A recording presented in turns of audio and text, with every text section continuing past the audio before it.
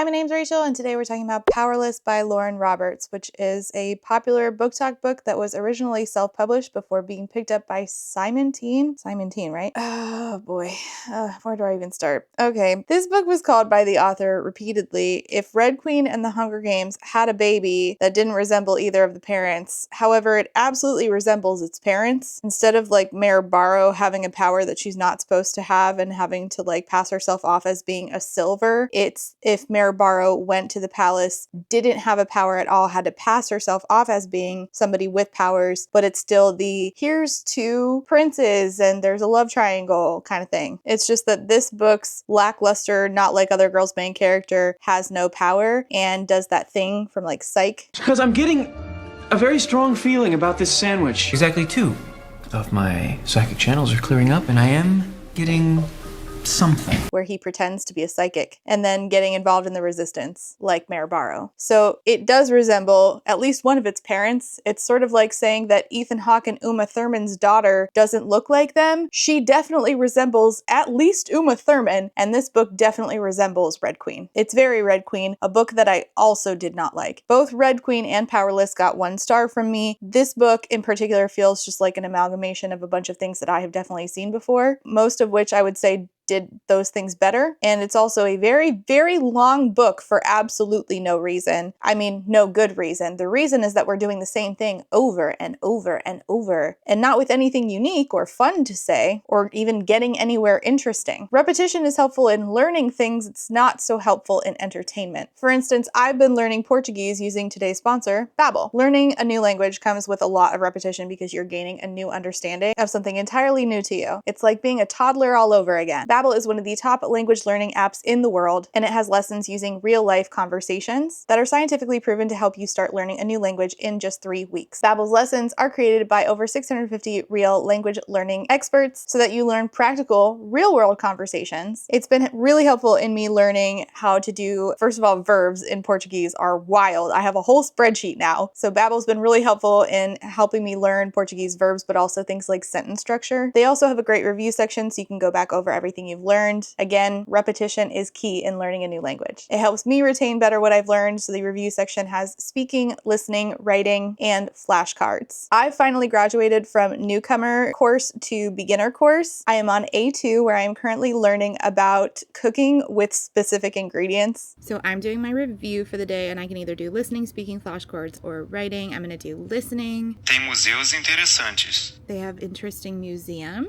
Eu posso comprar presente. I can buy a present. Nós podemos organizar uma festa. We can organize a party. Eu fico sempre no Hotel Beira-Mar. I always stay in the Hotel Mar. Yay, I did it! And then I'm currently working on this lesson. Você traz os ingredientes? Can you bring the ingredients? Eu te dou a lista de compras. I'll give you a shopping list. Babbel teaches you language in a practical way, so it prepares you to have conversations, real conversations about everything from business to personal life, like talking to your friends about terrible books. What books will you rant about in 2 languages? Tell me what language you are hoping to learn, whether it's Portuguese or Turkish or French or Italian. You can get 60% off of your subscription by clicking the link below or by using the QR code. Get yourself started today in ranting about books in 2 languages. And thank you so much to Babbel for sponsoring today's video. Let me give you the synopsis for Powerless, and then we will continue on. She is the very thing he spent his whole life hunting. He is the very thing she spent her whole life pretending to be. Only the extraordinary belong in the kingdom of Ilia, the exceptional, the empowered, the elites. The powers these elites have possessed for decades were graciously gifted to them by the plague, though not all were fortunate enough to both survive the sickness and reap the reward. Those born ordinary are just that, ordinary. Wow, thank you. And when the king decreed that all ordinaries be banished in order to preserve his elite society, lacking in ability suddenly became a crime, making Peyton Gray a felon by fate and a thief by necessity. Surviving in the slums as an ordinary is no simple task, and Peyton knows this better than most, having been trained by her father to be overly observant since she was a child. Not trained well. Peyton poses as a psychic in the crowded city, blending in with the elites as best she can in order to stay alive and out of trouble. Easier said than done. When Peyton unsuspectingly saves one of Ilia's princes, she finds herself thrown into the purging trials, the brutal competition institution exists to showcase the elite's powers. That's why it exists? Oh, okay. The very thing Peyton lacks. If the trials and the opponents within them don't kill her, the prince she's fighting feelings for certainly will if he discovers what she is. Completely capital O ordinary. Before I continue, I want to get a few disclaimers out of the way. Number one, reviews are for readers. This video is not for the author. This video is not for the author's friends. I sound like Natalie from Weirdo Book Club right now, but this is one of those times when I feel the need to say it. Please don't be here if you are the author or the author's friends. Number two, if you are a huge Powerless fan, I am super happy for you. I too love books sometimes. Have you ever checked out Raybearer by Jordan Ifueko? 5 stars. Now see, I can handle criticisms of Raybearer by Jordan Ifueko. If that is not something we share, I encourage you to not be here. If you cannot handle critiques of your favorites, this is probably not a good place for you. Not a compatible dynamic we have here. And number three, for those of you who show up to my rant reviews and say, do you even like anything you read? You can go watch my last literally 9, count them, 9 videos, which were back to back to back positive reviews. Your algorithm is not my doing. Number 4, I need to explain something real quick. This review is sort of 2 things at once because I, for some reason, still have the ebook version of this that was the self-published version. And I realized that very late into the reading process that that was what I was reading. I was like, why is the audiobook saying that word when the ebook says this word? Which sometimes actually has happened. Like when I read The Deer and the Dragon, I noticed that the audiobook and the ebook said 2 different words. And so I didn't think, well, am I reading the self-pub version? I just thought something got lost somewhere in the publishing process. So all this to say, I read both the self-published ebook and the audiobook. I read them at the same time, and the only things that I noticed that were different were some minor word changes on a line level. The plot is the same. There are no huge paragraphs taken out that I saw. It is just line level, slight differences that you wouldn't even notice, really. Unless, you know, you notice that the word eradicated and irradiated are 2 very different things. Anyway, I am reviewing both at once, just so we're clear. Moving on. To summarize, I don't think this was a good book. I think that this is as bad as Lightlark. It does a lot of the very childish things that Lightlark does in its naming process, where it feels almost like things that I would accept in middle grade, I would not accept in this is like a new adult book. I think that they just feel out of place. And my absolute biggest gripe with this is that it just feels like random yet very specific scenes and ideas from other media slapped together with spit, a prayer, and a dried glue stick. And I don't think that it's a quality book. And I certainly don't think that people should be having to pay $20 to $30 for something like this. I think that you deserve more from your money. And I think that you could have gotten a better product had this gone through a couple more drafts and had, I don't know, a plot. We open with the dedication, which says, for every girl who has ever felt powerless, which like should appeal to me. It doesn't. Like the introduction itself, sure. The dedication itself, sure. Feels very tailored to like me. And yet the inside of the book does not feel like it was written for that. It just feels like an amalgamation of a million things that I've seen before and with nothing to say, especially to the group of people that I'm a part of, to every girl who has ever felt powerless. We have 2 POVs. Prince Kai is one and the other is Peyton, the powerless, not like other girls girl. We start out in Peyton's POV. Thick, hot liquid runs down my arm. Period. Blood. Period. Oh, I'm so glad you specified. See, I was immediately thinking tomato sauce. I'm really glad that you let me know. Climbing up a chimney isn't exactly how I thought I would be spending my evening. I'll take things Santa says in the off season for $200, Alex. And that's when I smell it. Honey, the same honey that belongs to the sticky buns oozing out of the many pockets in my ragged vest and dripping down my arm, mistaken for blood.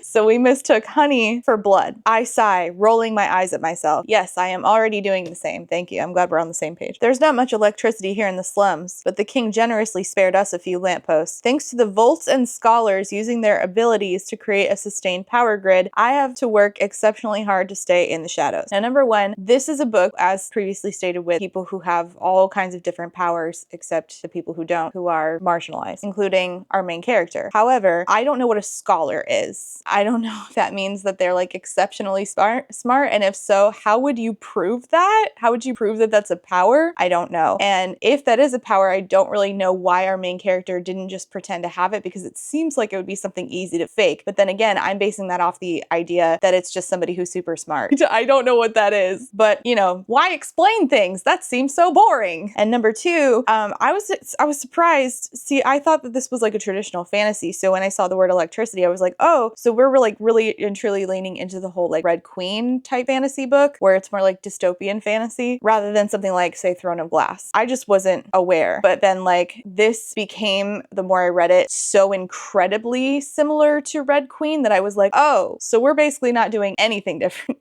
Got it. Because I thought that maybe it would be like girl without powers, fakes powers, and then goes into the Hunger Games with other, I don't know what I thought this was, but it really and truly is just an amalgamation of things from Red Queen, Hunger Games, and a couple of other media things that you've seen before. My traitorous gaze sweeps across to the city to where I know my former home lies wedged between Merchant and Elm Streets, where a happy little family is likely sitting around the dinner table laughing and discussing their day with one another. How she never went back to her former home is a mystery to me, or why rather she never went back is a mystery to me. Even to just like check if her shit is still there, especially considering she's a thief.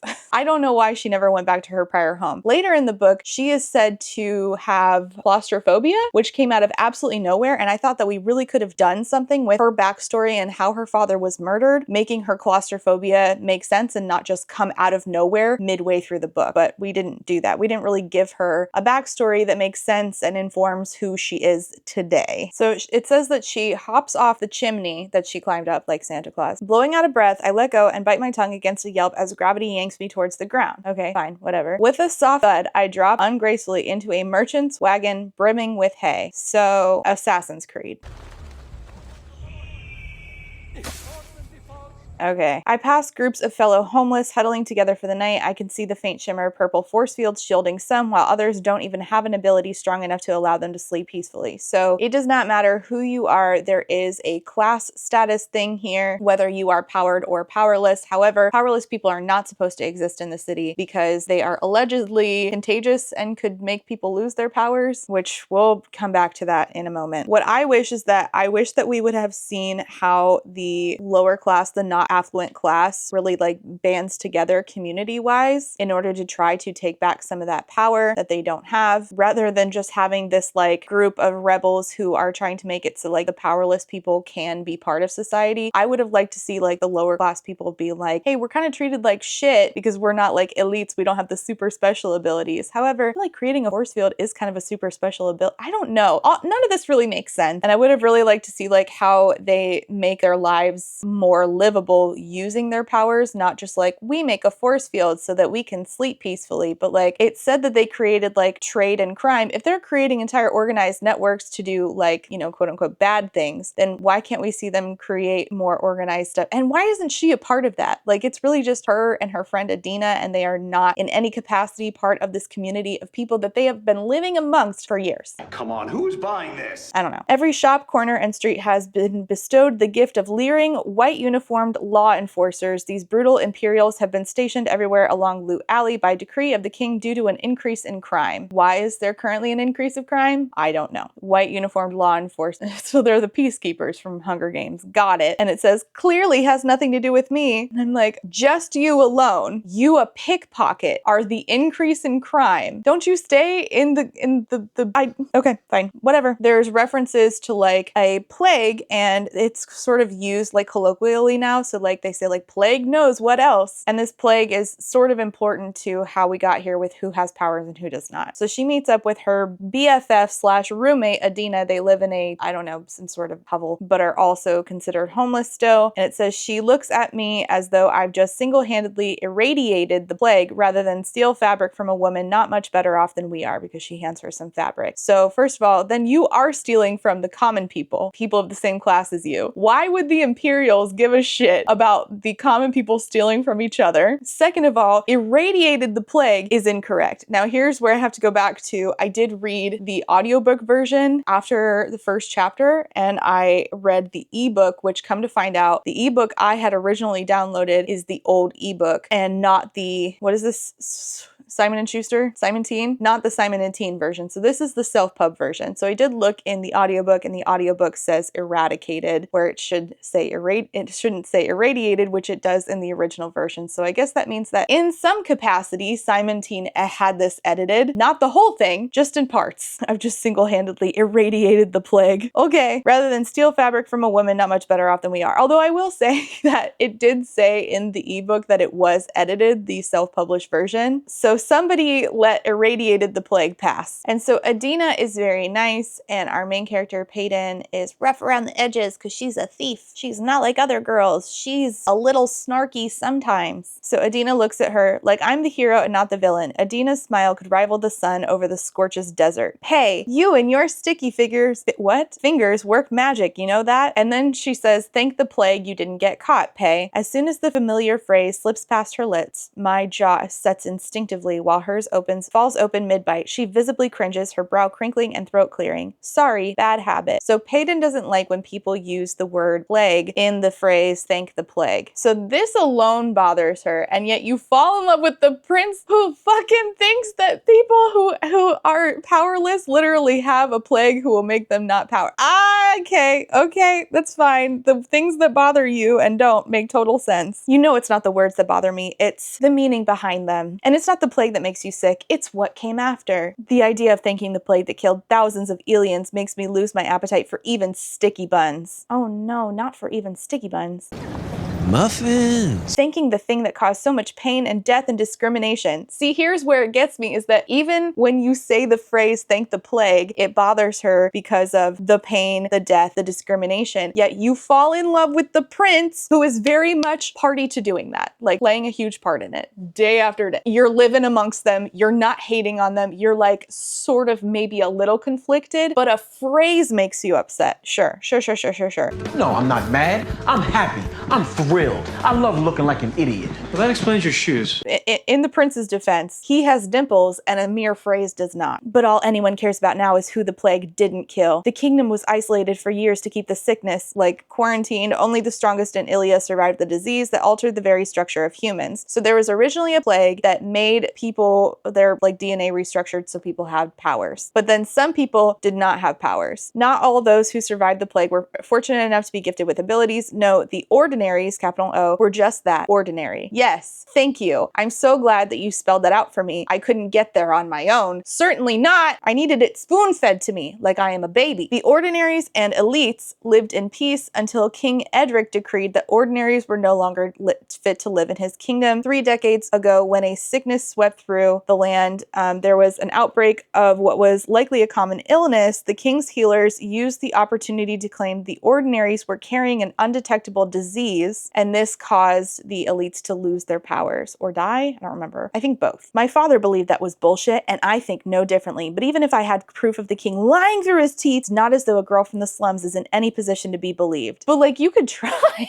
Like, you could get in community with other people. You cannot be the only person you've come across in your 18 years of life who believes this, even if your father's dead. Like, do you and Adina really have nobody else, and how the fuck is that possible? And so began the purging after this sickness. Even now, decades later, tales of the bodies that scattered the sand under the scolding sun. The scolding sun? The scolding sun. It really gave you a talking to, huh? Are casually passed around campfires, scary stories whispered among children. Again, this might have been different in chapter 1 of the audiobook. I don't know. I read chapter 1 on the ebook exclusively. The tales of the bodies under the scolding sun are casually passed around campfires, scary stories whispered among children. And she thinks about how her father once told her, hide your feelings, hide your fear, and most importantly, hide behind your facade. No one can know, Peyton. Trust no one and nothing but your instincts. So she's going to start doing this thing that's very much like Psych, where he's like pretending to have visions. I'm psychic.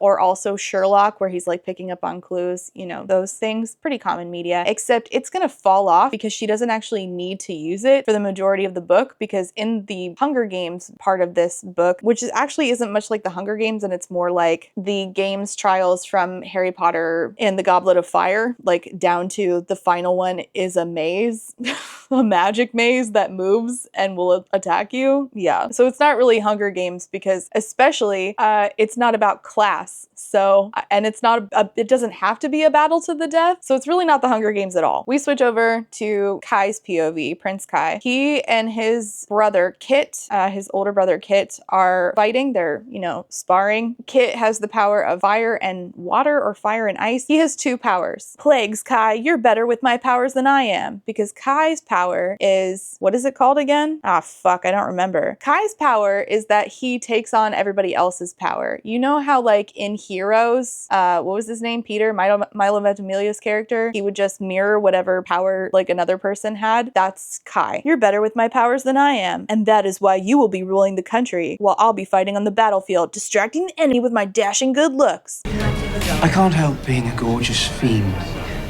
It's just the card I drew. Are you saying I couldn't distract the enemy with my dashing good looks? Kit asks. I'm saying we're only half brothers, so I'm afraid that means you only have half my charms. Cool. Okay. And he thinks to himself about their father, who is very hard on Kai and is training Kai to be the next enforcer for his brother. And the enforcer is sort of, I don't know, captain of the guard, leader of the armies, maybe. It wasn't really explained very well. Also head assassin, I guess. And his father just says things to him like, a dim-witted enforcer is a defeated empire. Do you want to guess if we ever see the current enforcer? Correct. We do not. We do not do that. Despite it being super important, we don't see the current enforcer. Don't you try and trivialize police work. I think you're doing a bang-up job of that all by yourself. Other than our physical differences, I lack Kit's caring like he lacks my callousness. He's patient, personable, and fit for the throne like I'm fit for the battlefield. A king where I am a killer. Great, thank you. A woman walks towards them, a young woman, and he says under his breath, oh look, bitchy Blair. Now, this is the first time I noticed, what is it called when you use the same letter? Alliterations? And it never ended.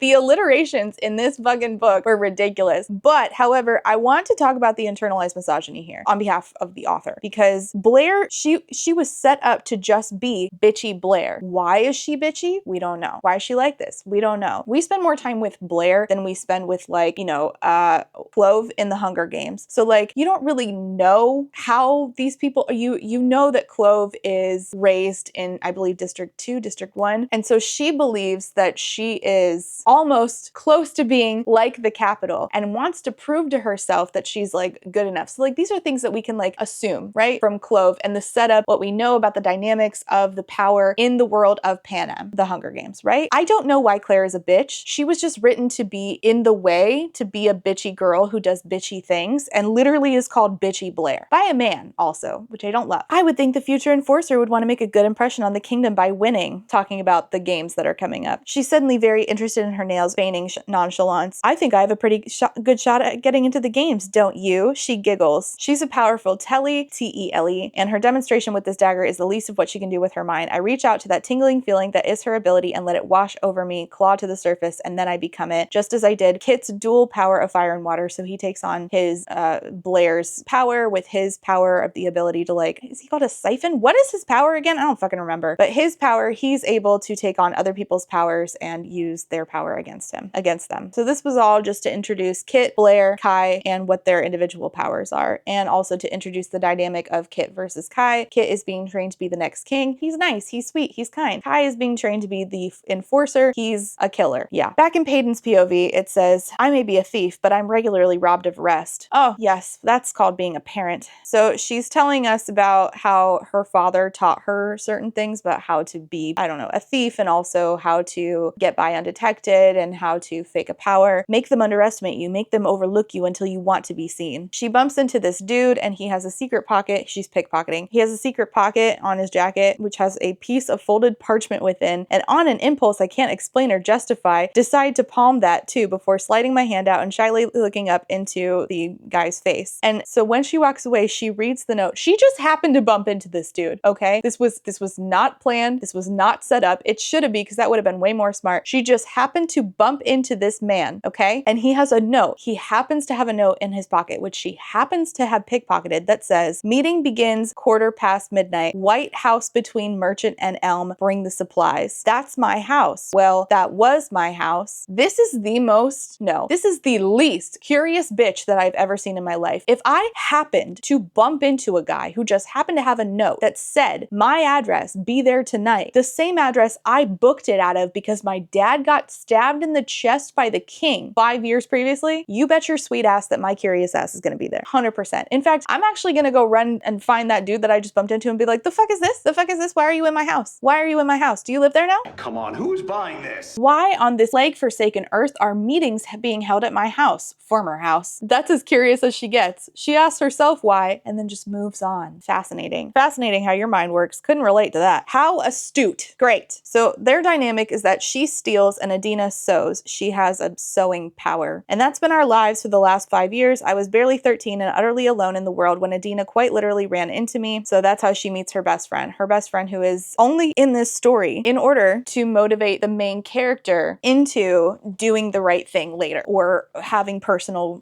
growth later to incentivize her later. She bumps into a guard and he says, say, what's your power, girl? I fight the urge to stiffen as he continues with a grin. What grin? By decree of the king, I'm to question anyone I feel should be questioned. She says, I'm a mundane. Why can I see you and no one else can?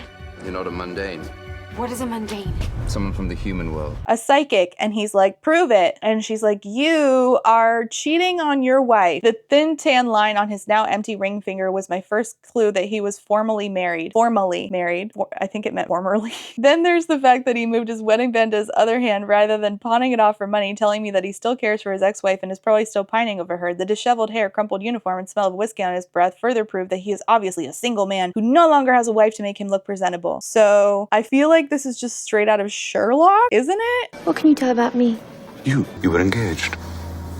The ring is gone, but the lighter skin where it once sat suggests that you spent some time abroad. Okay. Bloody witch is what you are. Get out of my sight, mundane. So if you have a basic bitch power, you're called a mundane, which is different than in Cassandra Clare's books, where it's if you are not part of the shadow world, then you're a mundane. But all right, cool. She sees, I don't know, some sort of sign that says, the 6th purging trials is about to begin. Remember the purging. Thank the plague. Honor to your kingdom, your family, and yourself. You could be the next victorious elite. The part that has me shaking with both laughter and rage is that the lesser elites, those with defensive and mundane abilities, are made to believe that they have a chance of winning these twisted trials. We are the first to die. What do you mean we? You don't have one of those powers. Despite the king insisting that the killing of fellow elites in the arena is frowned upon, it's no secret that death itself is a contestant in the trials. Death with a capital D. Dying teenagers apparently make things exceptionally more entertaining, and if the elites won't do the killing, the king will pull strings in the arena. I don't know how he's able to get away with this without the common people rising up, or the not common people rising up, because their kids are in this thing. So if he's just killing his, peers' kids, feel like they're gonna have a problem with that. But, I don't even really understand why we're having these trials at all, to be honest with you. She has a ring on her finger that she constantly plays with. It was her dad's. The cold steel of my father's ring bites into my skin, comforting me like it always has. I suppose I'd have my mother's too if it weren't buried with her when I was a baby. Illness, father had said. She was an ordinary after all, and the lot of us are apparently weaker, diseased humans. Doubt it. I sincerely doubt it. First of all, I'm sure this woman's mother is still alive, and second of all, I'm also sure that she's probably going to have a power awaken, and that'll be a whole thing. She runs into a boy. Can you guess who it is? It's the other main character, Kai. She looks into his oculars. It's like looking into a storm. His eyes are the color of thunderclouds settling over Ilya, of smoke puffing from the chimneys overhead, of the stolen silver coins. What? Coins clenched in my fist. His black, long lashes are in total contrast with his steely gray eyes, now sweeping across my face. Shock raises his dark brows, tightens his sharp jaw, emphasizes his strong cheekbones. This is too much. It's too much. I don't need to know all this information at once. You can dole it out slowly, and then I can learn who this is in time. You don't need to give me a whole ass paragraph. It's like reading Fourth Wing all over again. She notices that he has calluses on his hand, which every man in every fantasy book ever has calluses on his hand in a way that girls do not, because calluses aren't dainty. Calluses, he's a fighter. Not that I need to be a psychic to figure that out, seeing that his physique makes that fact obvious. I mean, he could just be a runner. How do you know he's a fighter? What physique he specifically screams fighter to you? Just wondering. Because like my son, if I were to ask him, he'd be like, oh, Vegeta. And Vegeta looks like a bodybuilder who takes a bunch of steroids, and that's not a fighter in real life. You know what I mean? Like, I'm not asking you to explain it. Actually, I'm just asking to erase the sentence. Do you always fall into the arms of handsome strangers, or is this a new thing for you? His question displays that dimple again when a grin settles on his face, revealing white, straight teeth. No, only the cocky ones. Great, we're gonna do banter. And guess what? We're not gonna stop. It's gonna go on for the whole fucking book, and it's gonna make me want to pluck out my eyeballs. Thank you. If you want actually good banter, you should skip this book and just read Forest of Dreams and Whispers. They hate each other. It's a delight. In Kai's POV, the prince, the collared shirt I throw on. Oh, right. I think that we are right. This is the part where I get to tell you that this book randomly likes to rewind time so that we can see the same things happening from both of their POVs, even though it's completely unnecessary and doesn't add anything to the story at all. Thank you. So rewind through time, okay? Now we get to see Kai's POV, how he got there to that meet cute. The collared shirt I throw on is scratchy and uncomfortable, making me suddenly miss the days when I was young and it was socially acceptable to run around half naked. So that's never stopped me from doing it now. That's ever stopped me from doing it now. Is there seriously a typo in that sentence? You gotta be fucking kidding me. So he goes to see his dad and he says, good, you put on a shirt, he sighs. And you know what? I feel that way too, because this is actually the second time this dude's been shirtless and we're only like 5% into the book. I'm like that scene from Date Night. And will you, for the love of God, put on a fucking shirt? I considered telling the servant to add that detail to the message he gave you. Oh, don't worry, father. I won't make the mistake of showing up to the throne room without a shirt again.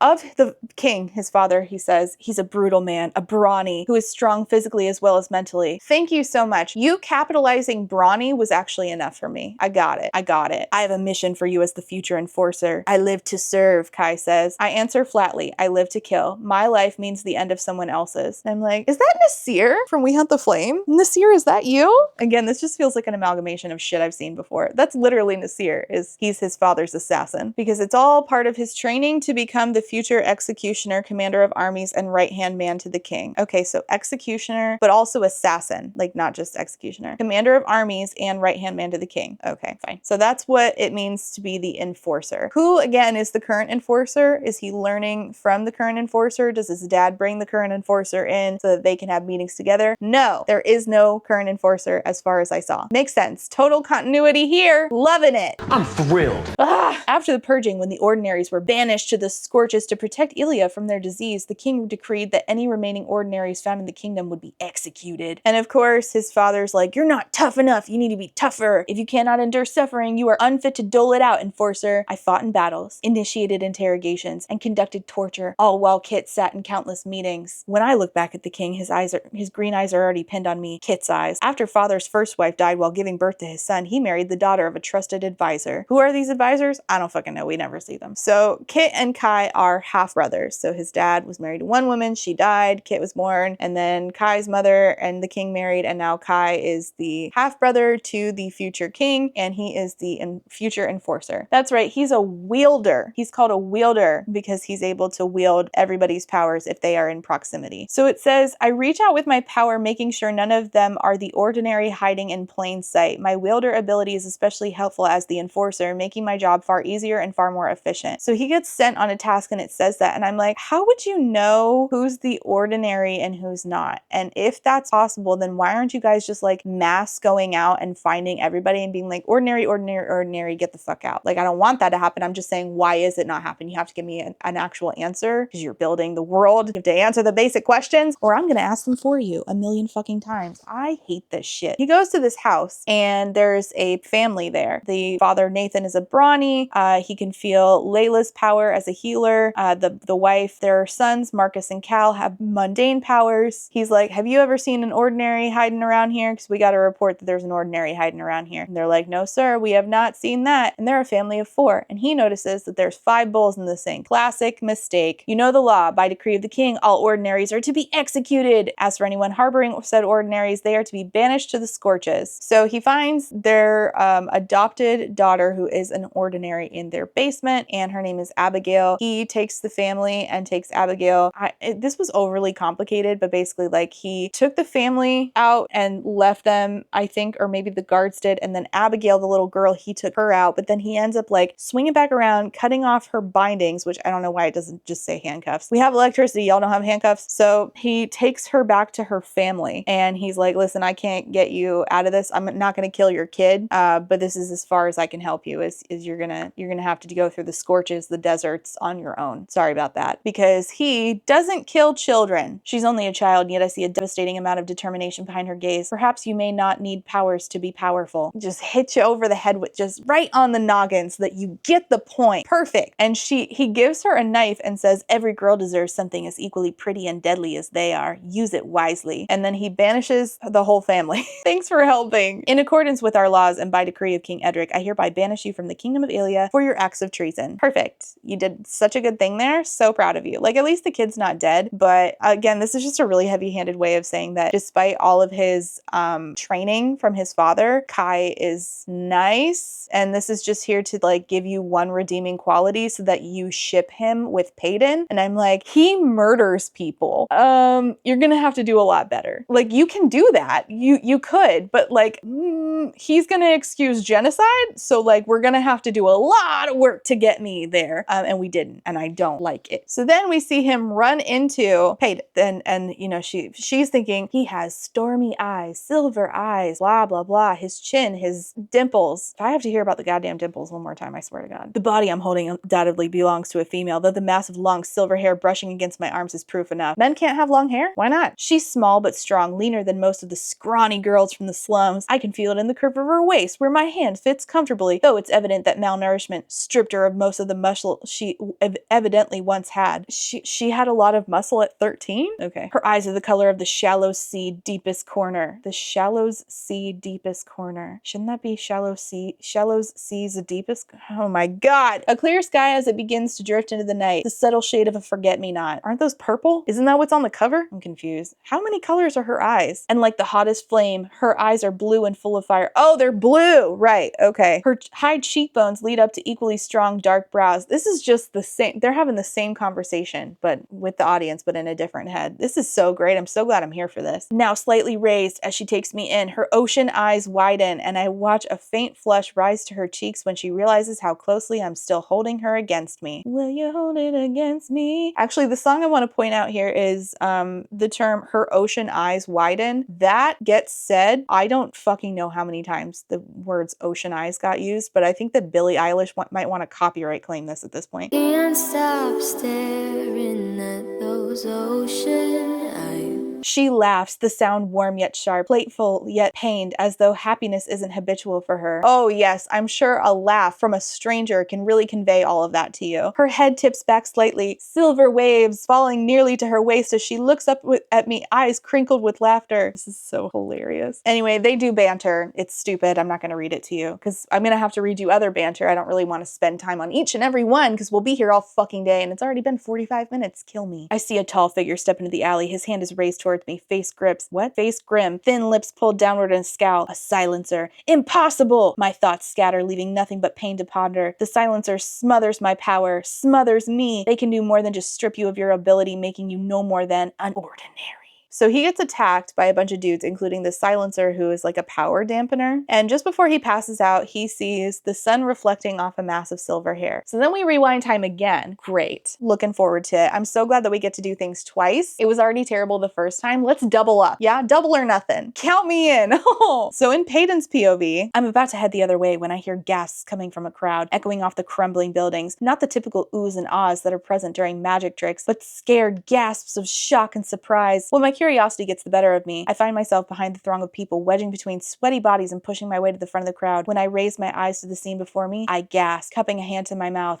It's him, Judas. So this is why this book is so long, is because we're rewinding time to do things that I didn't need to. I mean, I already assumed she was there. I don't care. And she could have just told him, yeah, I heard a bunch of people gasping, and imagine my surprise to see you getting your ass kicked. See how that was quicker? But this is why this book is so long. It's like 500 pages. For what? Nothing. For nothing. For no good reason. So then we start thinking about her time with her father. What an opportune time for that. Perfect. As if there haven't been already enough holdups to get to the fucking point. Here goes another one. Thinking about her dad saying both your mind as well as your body need to be trained, conditioned, he'd say as I dodged his punches. Did you find out anything? Yes. What? I'm awesome at karate. All while answering his dozens of questions that tested my observation. I wielded any weapon we could get our hands on while my father trained every part of my being. My mind, my body, my psychic ability. It's not an ability though. Not really. It's not an ability. And it's definitely not a capitalized ability, because you are not a psychic. You are literally just a guy. Just a person who's faking it. So I wish we would have called it something else. Back in the present, blood. There's so much of it coating the floor of our... Nope, that's not back in the present. Sorry, I forgot we're doing another hold up. You're right. Let's flash to the part where her dad's dead. Blood. There was so much of it coating the floor of our small house resting between Merchant and Elm Street. Coating me, my father. I haven't been back since that night I ran. Oh, we know, because I'm confused about that. Been asking questions for several chapters now. Where the hell have you been?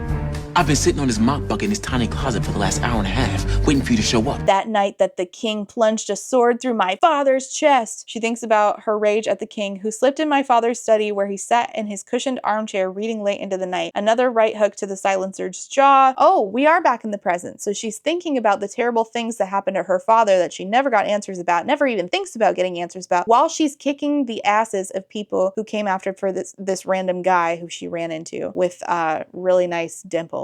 She doesn't know he's the prince yet. I wish I didn't know at all. I wish I knew nothing. I wish it was just empty in here. I send a kick to the silencer's groin. My rage as I saw my father sliding out of his beloved armchair and onto the ground, slipping in his blood. You know what really gets me is that the king somehow went into this house and killed him knowing who he was and just let the daughter go? He didn't, okay, nope, it's fine. I sat there all night, pants soaked with blood, trying to puzzle out what could possibly justify killing him. What do you think? Like, what do you think? Given all the context that we've been given, which is basically none, what do you think happened? And why don't you think about this? Why don't you consider looking into it, piecing some stuff together, thinking about stuff from your past that isn't just, my father trained me to be a fake psychic, my father taught me how to dodge a punch. Great, thank you. But the king doesn't need a reason to kill, he needs a reason to let people live. Then you're gonna have to explain to me why nobody rises up. You're gonna have to explain it. Imperials suddenly push through the crowd, throw people out of their way, hum of whispers from the crowd, a silencer here in Ilia. Apparently people who have abilities like being a silencer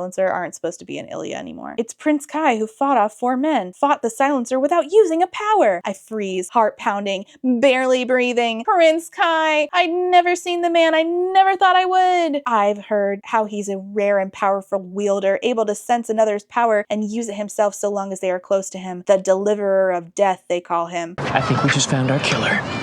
I swear to God, this is just like basically Nasir from We Hunt the Flame, just slapped into a book that isn't We Hunt the Flame. So then they have a conversation about how she saves his life. When someone saves your life, a polite thank you will suffice. Maybe, he sighs and leans in closer, but not for those who steal from me. And she's like, oh, he knows that I stole from him. The prince, the future enforcer, the deliverer of death. I'm dead as the plague. And she's like, I should find him repulsive since the very kingdom he's so loyal to makes me sick with its twisted values and belief. He's the future enforcer, the executioner of innocence, of ordinaries, of people like me. You absolutely should be disgusted. Like immediately when I find out that somebody's a piece of shit, they are no longer attractive to me. I find them repulsive. That's what should happen to you. But alas, I guess not.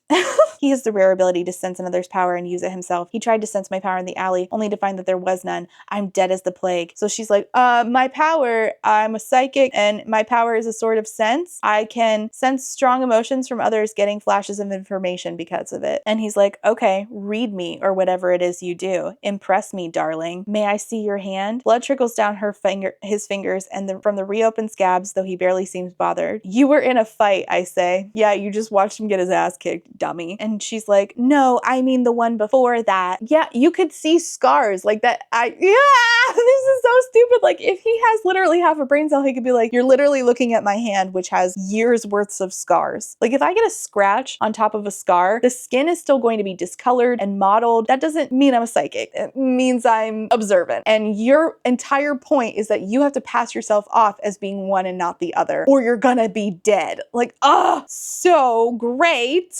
His once polished black shoes are now covered in a thin dusting of sand, barely visible, as though he's been walking through the scorches. I don't know how she was able to identify what sand would come from the scorches versus what's just like dust without looking closer, but all right, I'll let it go, even though I just complained about it. You were somewhere hot, sandy, the scorches. You banished someone or a group of someone's. I don't know how she picked up on that. That's just, she's just pulling it out of her ass. Is it guilt I'm feeling or worry? Anyways, he leaves. She goes home and Adina says to her, what the plagues happened? I don't know why we do this, period, after every word emphasizing thing. It's been driving me nuts in a few books now, namely Fourth Wing. It happens a lot in this book too, and I just don't like it. I just feel like there's a better way to convey what you're trying to do there. I don't know, pet peeve. It doesn't have to bother you, but it annoys me. Adina's vigorously shaking me by the shoulders. Everyone's talking about it. The whole market is buzzing with the silver-haired girl who fought off a silencer. He's a wielder. Could he sense that you don't have a power? And then, okay, but is he really as handsome as everyone says he is? Don't care. Do not care. Murderer. Kills people. Banishes people. Excuses incredible amounts of harm. You should absolutely be repulsed. Like we said in the last scene, you should find him repulsive. Like it should stay there until we do some work to show that he's not as repulsive as you assume that he is from what you've been previously told. Like, we have to do the work. It can't just be like,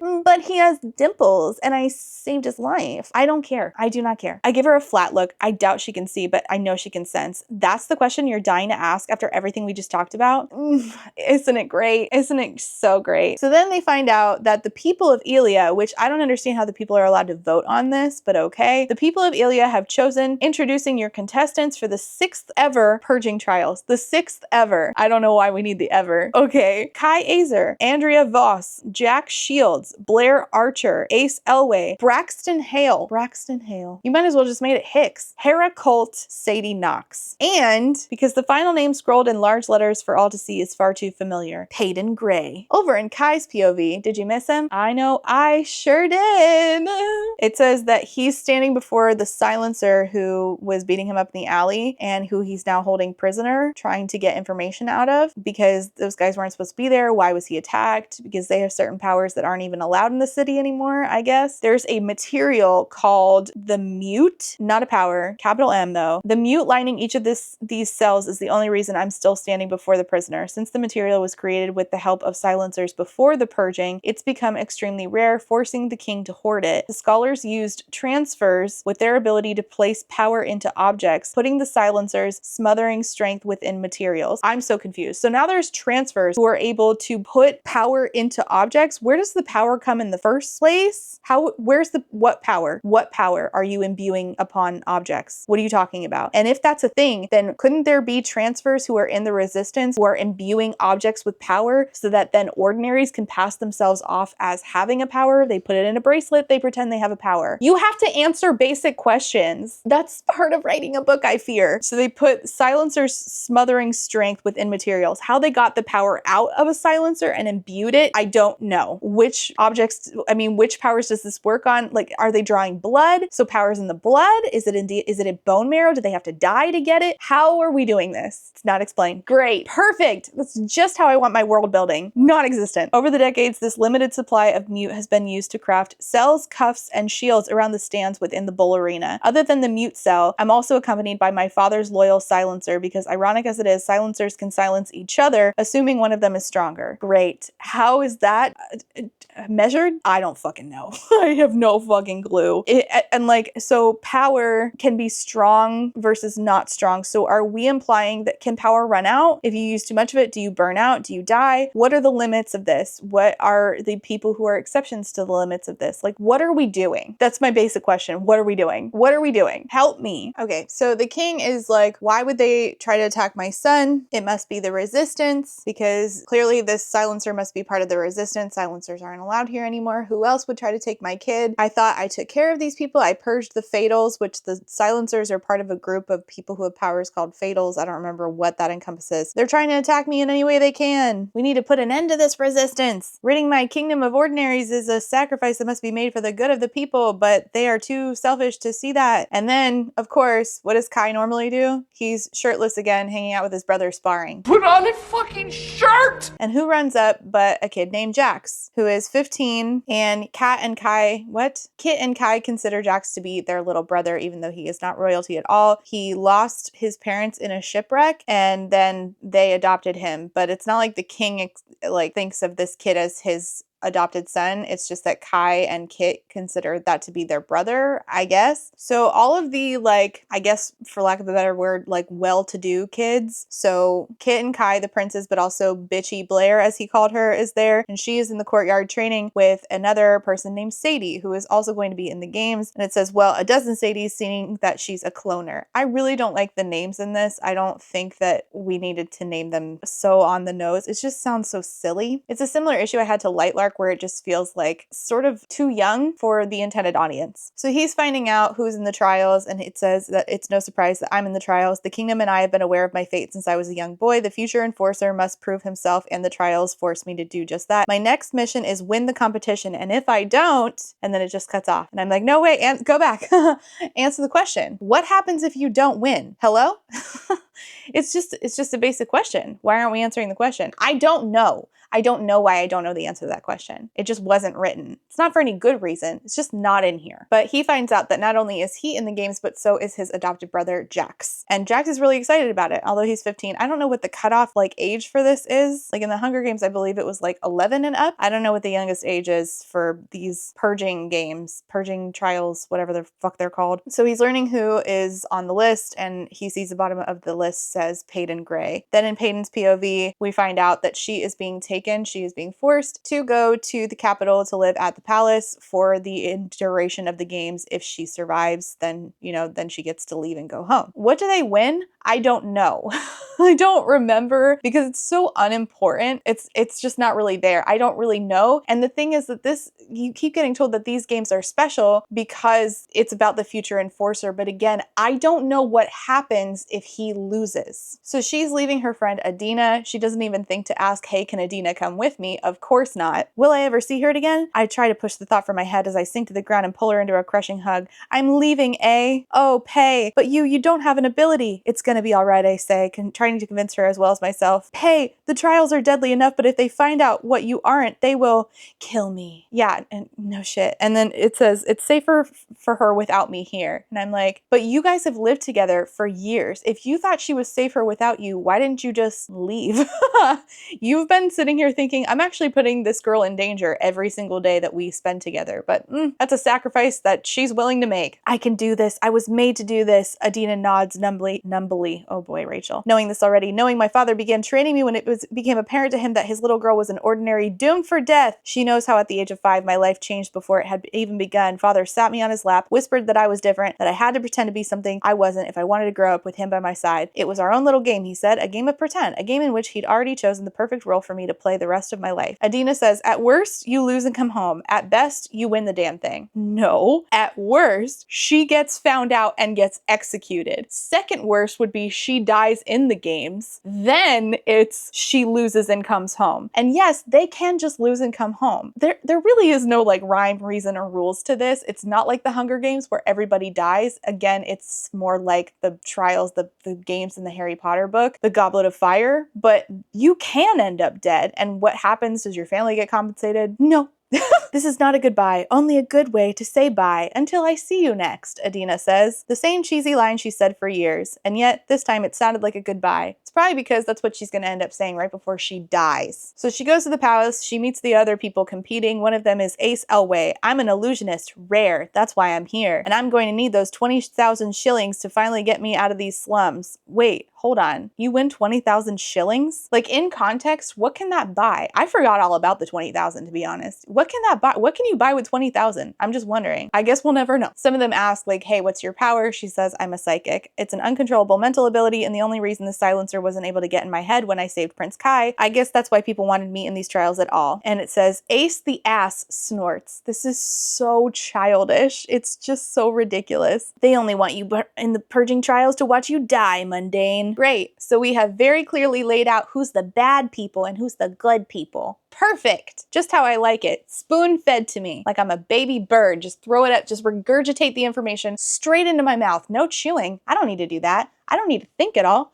Just hand it over. They are assigned an escort, and hers is a guy named Lenny, which is really funny because in the Hunger Games, Katniss's Taylor is played by Lenny Kravitz. So then she gets locked in a room for 2 days. Is there a bathroom? I don't know, because when Lenny comes back to get her and says that they're all having dinner with the king and queen, she takes a bath and it says, I scrub my hair and body vigorously, leaving my skin red and refreshed. I haven't felt so clean in years. So what was she doing in those 2 days? Holding her pee? Or was there a toilet? And no, but like, give me a little logistics. Why did this even happen? I don't know. It just says the king likes to keep the contestants completely isolated for the first couple of days. Did they feed her? I literally don't know. And I also don't know what the point was. So then they are at dinner and she's introducing herself or being introduced to the different people who are also in the games. One is Andy, who is nice and she is able to shift into different animals. And the other person she meets is Braxton, who's a brawny. Braxton the brawny. She also meets Blair. Remember bitchy Blair? Pleasure to meet you, Peyton. She spits out the words like they leave a vile taste in her mouth. And then another voice says, I'm Kai, but you already knew that. And then we switch into Kai's BOV and do this whole scene over again. Perfect. Yay. Why not twice? Love it. Again, just regurgitate it to me. Why not twice? She's here. Taking the seat across from me, not even glancing in my direction, she says, what's for dinner? And then it gets introduced to everybody and he says,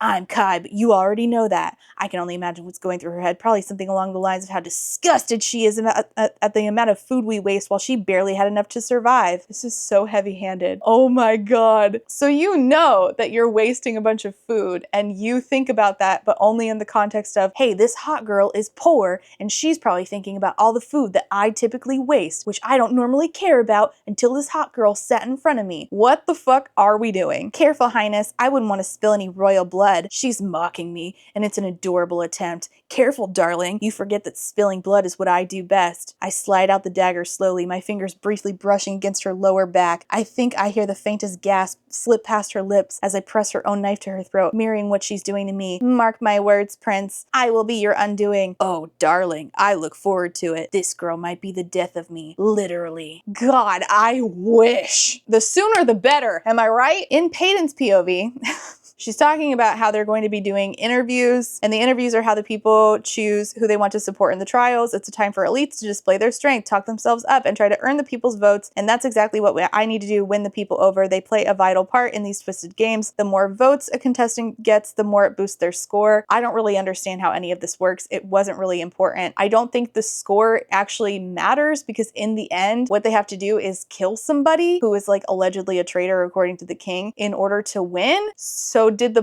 everything's made up and the points don't matter? Yeah, it's Who's Lying all over again, right? So they're, training, of course, because this is the Hunger Games. With the afternoon sun beating down on us, the boys have long abandoned their sweaty shirts, and it's annoyingly distracting, to say the least. Put on a fucking shirt! So then Blair telekinesis a dagger at her and cuts her on the ear, like Divergent. Again, this is just an amalgamation of a million things you've seen before. Territorial are we, Blair, I say, because she was talking to Kai, and Blair's entire personality is just the mean girl who wants attention from boys, and the boys think she's a bitch, and they're giving attention to the other girls, so Blair doesn't like the other girls. Yay! We did a great job. Character development, love it so much. So Kai's like, you're making a mess, Gray, because he calls her like a handful of things. Gray, darling, I can't remember the others. Those are the ones that come up, and they come up in like every single other sentence from him. So he's like, you're making a mess because her ear's cut, she's bleeding. He's like, let me braid your hair, which normally is kind of a thing that I think is like really cute when a dude braids a girl's hair. I love it. I love when Carlos braids my hair. In this book, I hate it. In this book, I hate it because I hate him. She's just a nothing. She's a cardboard cutout of a person. He's awful.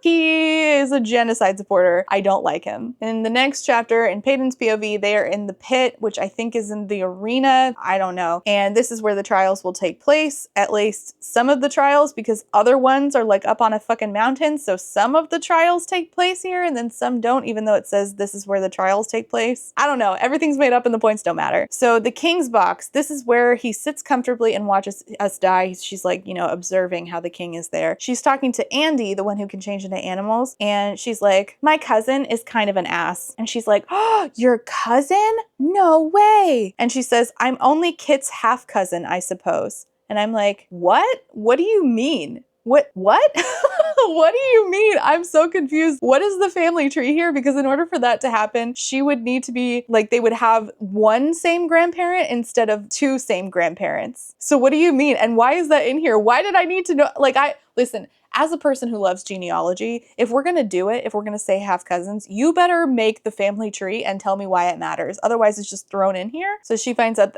that Andy, of course, grew up in the palace. She's, you know, well off, well-to-do. And it says, Andy says, I'm what they call a handy back at the palace. My dad and I fix anything that needs fixing in the castle. And trust me, those two have broken a lot over the years. I just want to remind you, her name is Andy. And it says, I'm what they call a handy. Her name is Handy Andy. Hola, Kelly. Perfect. And of course, she gets along with Peyton. Why? Because there's no possibility for romantic or sexual tension between her, Kit, and Kai because they're cousins. Blair is not Kit and Kai's cousin. Dang, if only, maybe Blair would have had a personality if it weren't for that pesky problem of not being related to that person. Stupid and trite, and I hate it. And of course, her and Kai have another moment where she doesn't like wearing dresses because she's not a girly girl. And she's getting like stuck and annoyed in her dress. And so he's like, ask for my help, Gray. And so he tears her dress so that she has more freedom of movement. This happens, I shit you not, twice in this book. Now ask me how many times the phrase, who did this to you, comes up. I'm more than willing to rip your dresses for you, Gray. To help, of course. You only need to ask. Why ask when you're so eager to offer? I hate this. I'm just once again reminding you that if you want good banter, Forest of Dreams and Whispers is right there. Welcome, fellow Ilians, to the 6th ever Purging Trials. And the voice of this line is a person with red lips, curved in a smile, blah, blah, blah. Her name's Tila. The point is, her name is Tila. T-E-A-L-A-H, Tila. And it says in the next line, ironic that her bright teal hair matches her name. That's not irony. It's not ironic if done on purpose. Okay? All right. For the first time in Purging Trials history, we have a future enforcer competing. What do you mean? What do you mean? What do you mean?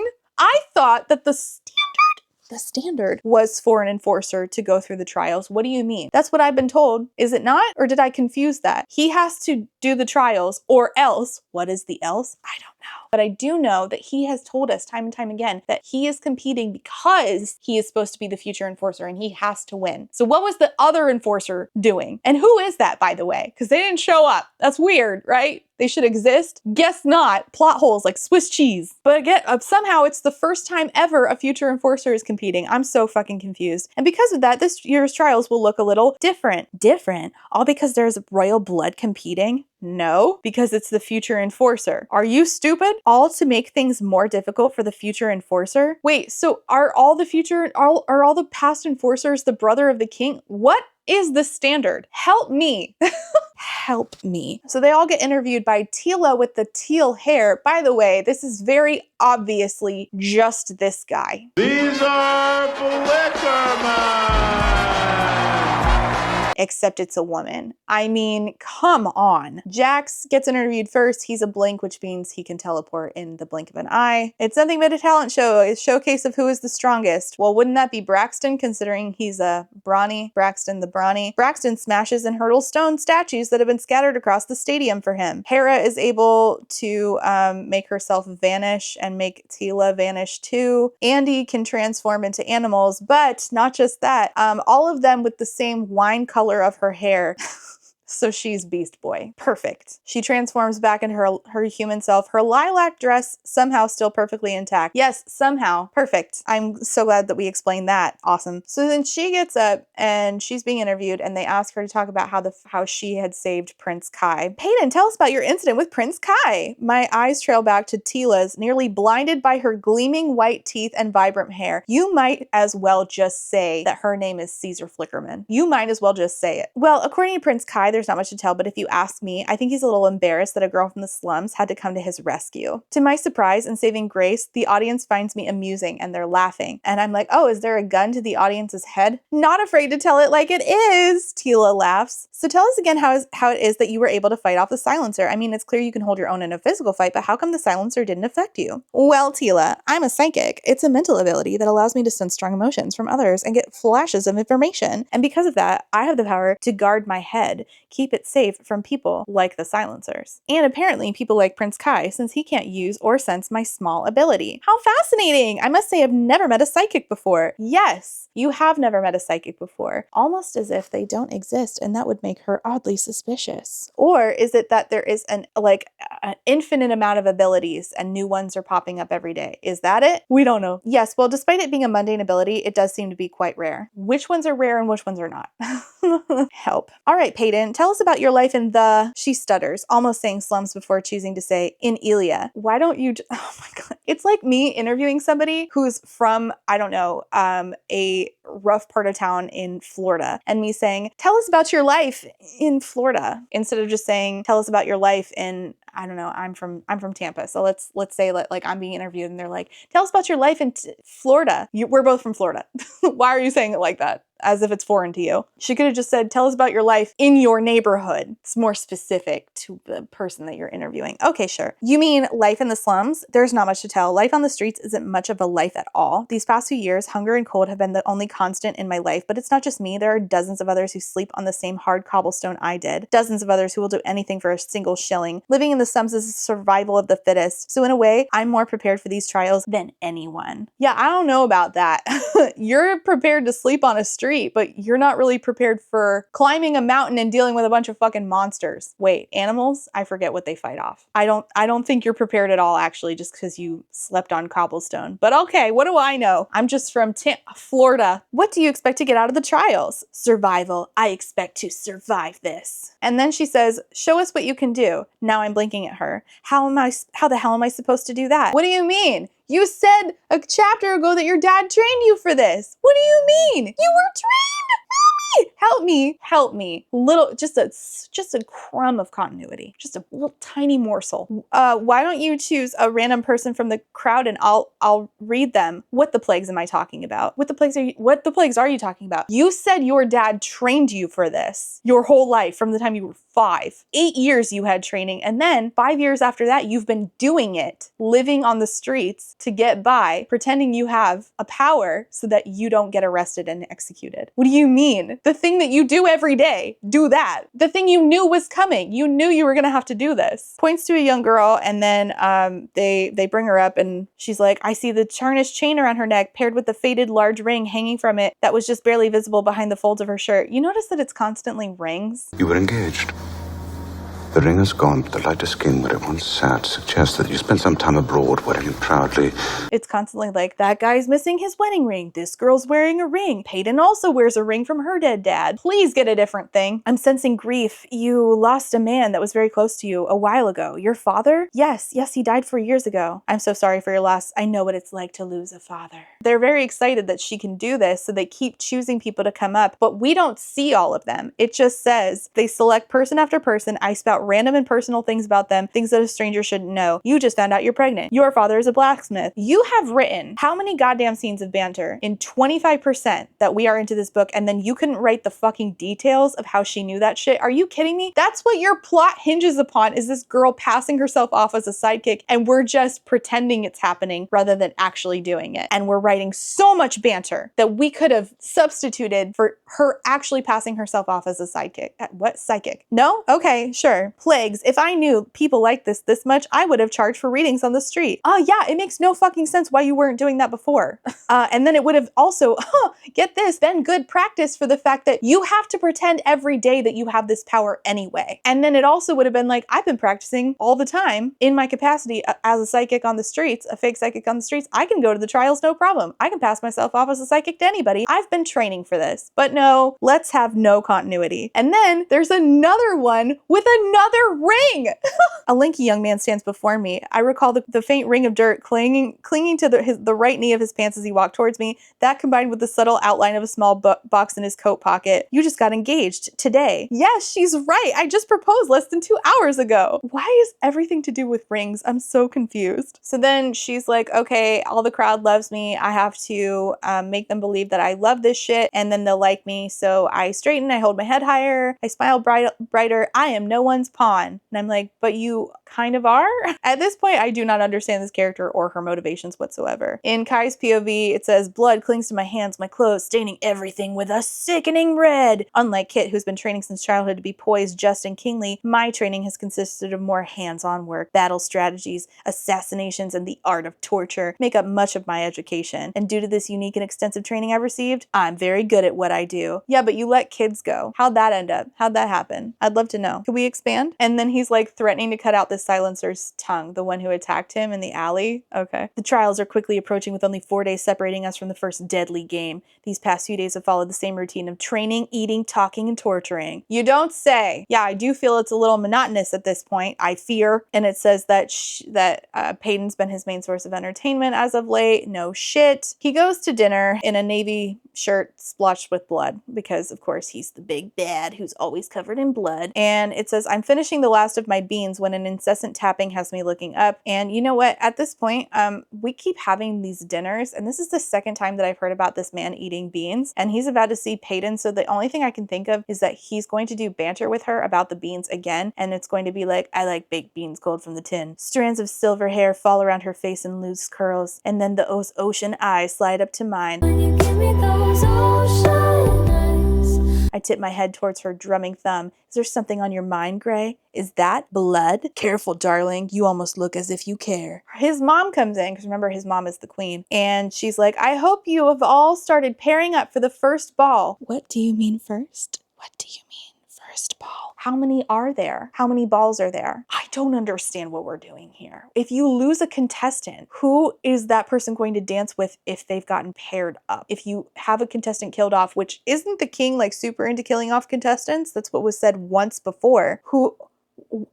Okay, fine, whatever. We'll just move on. The contestants will partner up for the balls that are held before each trial. Again, who they're gonna dance with if their partner dies, but okay. And since there is an odd number of you, whoever does not have a partner will be paired up with someone, don't worry. Okay, who? Paired up with who? Okay. And Kai's like, I bet Kit will probably go with Peyton because it's clear that she doesn't want me. She's made it abundantly clear that she wishes us to be competition, enemies, and more importantly, why isn't that what I want as well? I don't know. Have you tried asking her if she likes baked beans cold from the tin? He takes her for breakfast, meets Gail the cook, who makes sticky buns. I don't know why sticky buns are a running theme in this book, but whatever. Just because you put syrup on something, don't make it pancakes. There's more banter. And oh my God, they both love sticky buns. You guys have so much in common. I'm amazed. It totally makes up for the fact that he kills people. In the next chapter, in his POV, you don't really want to do this, and neither do I, especially because you wouldn't want to mess up that pretty face of yours, darling. They're sparring, can you tell? She all but rolls her eyes at me. That's funny because I won't hesitate to mess up your pretty face. And he's like, ha, I knew you thought I was pretty. Oh, I love this. I'm having so much fun. You do know that I have 8 powers at my disposal right now, and any one of them could drop you. And she's like, I don't want to fight your powers. I want to fight you, just you. So you just want me? No powers? That's what she just said. Yes, I just want you, she says, annoyed with me. I knew you wanted me, Gray.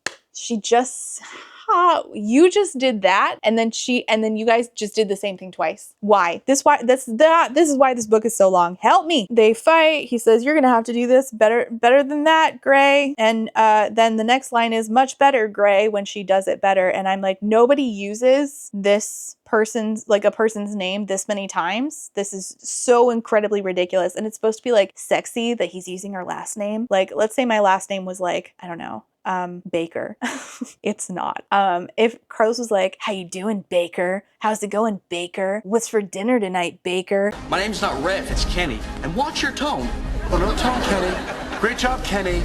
Thanks a lot, Kenny. I'd be like, say my name one more time and see if I don't uppercut you right in the face, right in the chin, okay? Don't do, it's weird, it's not cute, it's not even human sounding. I'm tired. It keeps going. The next time he talks, he doesn't call her Gray. We're back to Darling, the other name. Yeah. 1 minute we're flirting and the next we're fighting, possibly even both at the same time. It can't seem to figure this vicious girl out. Yeah, me neither, because all we're doing is fighting or flirting and talking about shirtlessness and beans and doing fake psychic shit sometimes. Yet we're 30% in and I don't understand the games, the country, the powers, the class dynamics, nothing. Stop the flirting, stop the fighting so that we can get things done and then maybe I could get some enjoyment out of this reading experience. I'm begging you again for a crumb. If it weren't for my current situation, this could be a lot more fun because she's straddling him, of course, because we're going to do this thing where they like fight together over and over and over. And this scene goes on for so long, I felt dead inside. Looks like I messed up your pretty face after all, despite my best efforts. Oh, this is nothing, she laughs.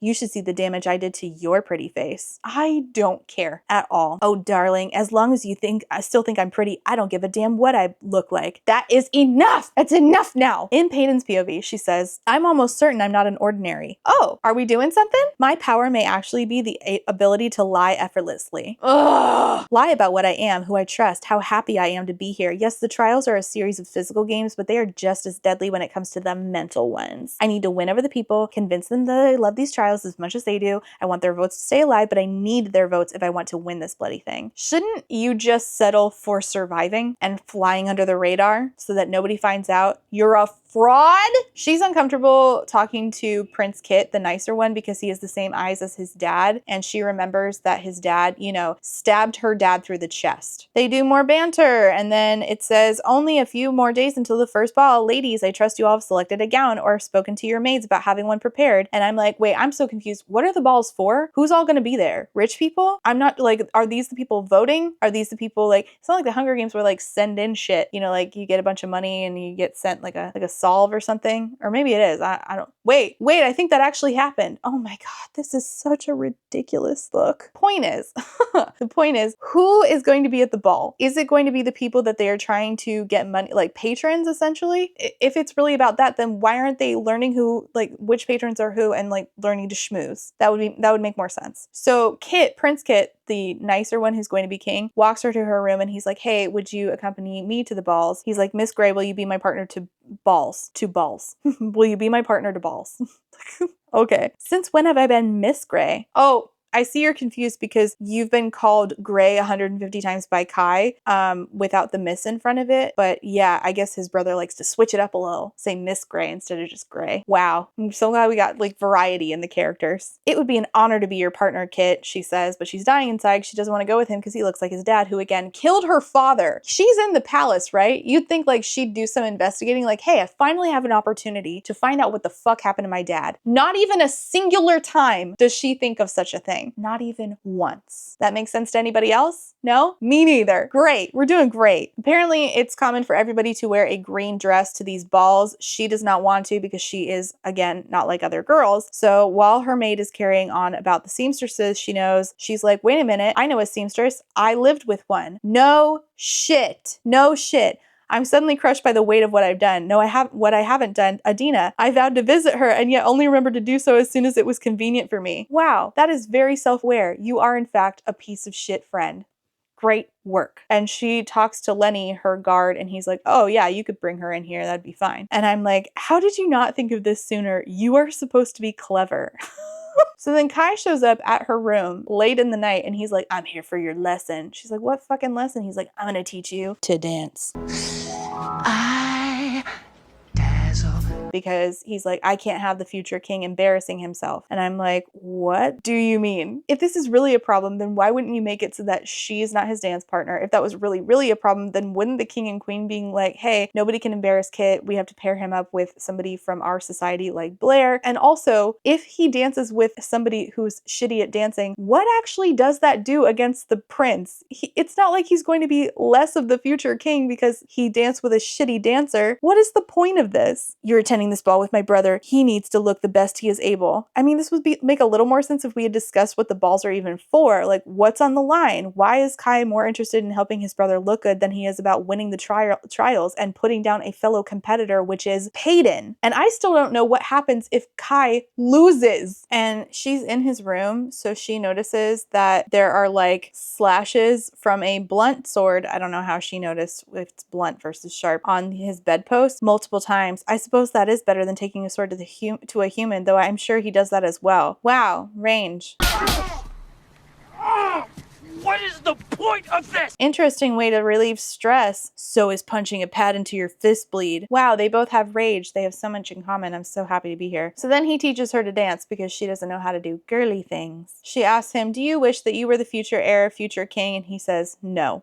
I don't wish that he was either. I'm glad we have that in common. So Adina gets brought to the castle and she is talking about, you know, oh, I want a dress made. And Adina's like, oh, I was beginning to think you forgot about me. And she's like, I could never forget about you, eh? Never again. She's a really terrible friend. But then again, it's easy to forget your friend when you're not written to have any motivation at all and your friend's not written to have any personality. And she's like, oh, I don't want to wear green. I have a different color in mind. Then in Kai's POV, it says, seeing that the trials are different this year thanks to me and the testing of the future enforcer, it is no surprise that the balls would be out of the ordinary as well. To be honest, I think it's out of the ordinary that we're having this many balls, but okay. Typically the trials balls are just that, balls. We're saying balls too much. Great job, Kenny.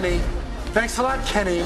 See you later, Kenny. For my opinion, my taste. It's too ballsy in here. What? They consist of far too many hours of dancing and tedious small talk, both of which require excessive amount of alcohol to get through.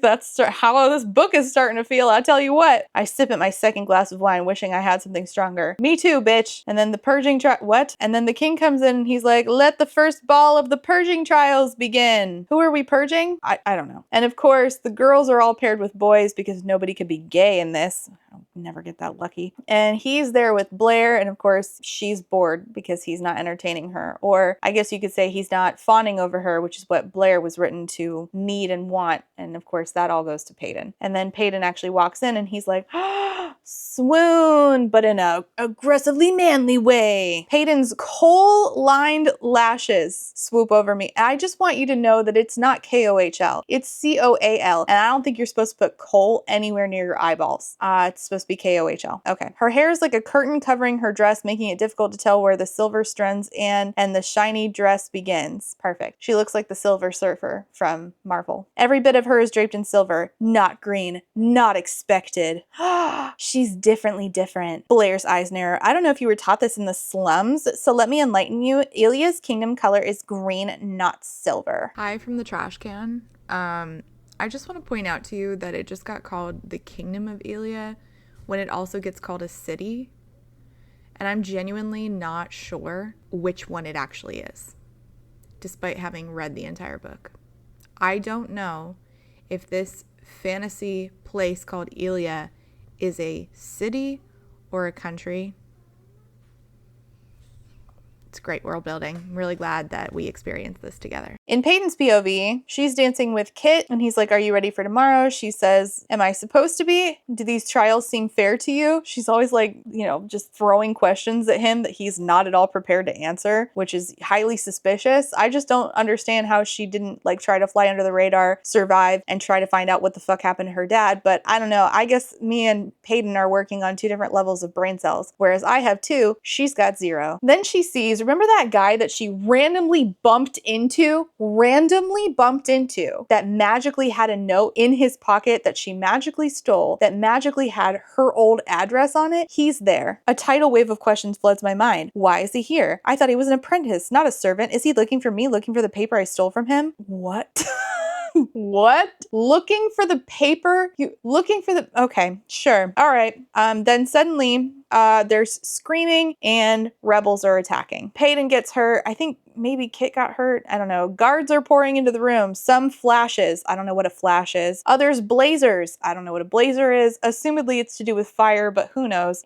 Or brawnies. Assumedly there's probably a blazer named Blaze at this point. Kai's like, get out of here. And she's like, I can't leave everybody like this. I'm not leaving. And he says, then don't think I won't throw you over my damn shoulder and carry you out of here myself. Is that what you want? I know he'll do it too. Kai is not one for empty threats. Yeah, he's literally the enforcer. He literally kills people. I feel like you might be forgetting that. Homemade bombs. She sees homemade bombs. It hits me then. They aren't using powers because they have none, because they are ordinaries. So in this attack, all of the rebels are ordinaries, okay? But then later she meets up with the resistance and there's a bunch of non-ordinaries in the resistance. I don't know why they didn't use any of the people with powers in this attack. I have no fucking clue. And then she sees the guy she sold the note from. He recognizes me. The note, the meeting place. Sure enough, each one of them is engulfed in leather vests and mask armor. He was making armor for them. So she knows that the guy she saw is like making armor for the resistance. Kit is like, I may be the crown prince, but I want to be on this fight. And Kai is like, no. And then they do it anyway. In Peyton's POV, later on, she's sitting in a room with the king. And it mentions how he was, her dad was murdered by a guy sitting in the same room with her. Again, I don't know why she doesn't think to investigate. She has no idea why her dad was murdered. I assume it's because her dad was hooked up with the resistance, right? She assumes nothing. She doesn't have a thing. She doesn't do any thought processes at all, which just feels inhuman to me. Like it feels like she's not a real person, which is why reading this sucks, because it doesn't feel like I'm reading about real people. It feels like I'm reading about really stupid cardboard cutouts. They call themselves the resistance. They're a group of ordinaries that have been banding together for years, fighting against the king and the kingdom because of what was done for their kind. Their kind. My kind, she thinks. At first, they were barely a threat, a joke of a revolution. We've kept this little group a secret, kept it hidden from the people for a few years now. It hasn't been hard to do, till recently. But clearly, they are bigger and stronger than before. A group of ordinaries fighting against the king and the kingdom? How is there such a large group of ordinaries? How are they such a threat now? Apparently, there were a lot more ordinaries hiding in Ilia than suspected after they were banished. And as long as they repopulate here in the kingdom, their numbers will continue to grow. Which begs the question, if they know that there's a bunch of ordinaries there, then how are people not reporting losing their powers, which is why the ordinaries aren't allowed to be around them? That's never getting reported, assumedly, right? Or is the king faking numbers on reports of people losing their powers? I don't know. The resistance seems to be more of a cause than a group. They are spread out all over the city, hiding in plain sight, which makes things far more difficult since they aren't all gathered in one place. And what's worse, we don't think they're working alone. Okay, so you think that the resistance, full of ordinaries, who you think are, for lack of a better word, contagious, are working with people with powers, but those people with powers are not reporting having lost their powers. Come again? The Fatals, the Silencers, the Mind Readers, and the Controllers. Father banished them alongside the ordinaries during the purging because of how dangerous they were even to other elites, and he only keeps one of each in his court who are loyal to him, but there are still some out there, and we currently have one in the dungeons beneath us, and we have you to thank for that. And she's like, oh, the Silencer. Yes, I did get that man arrested.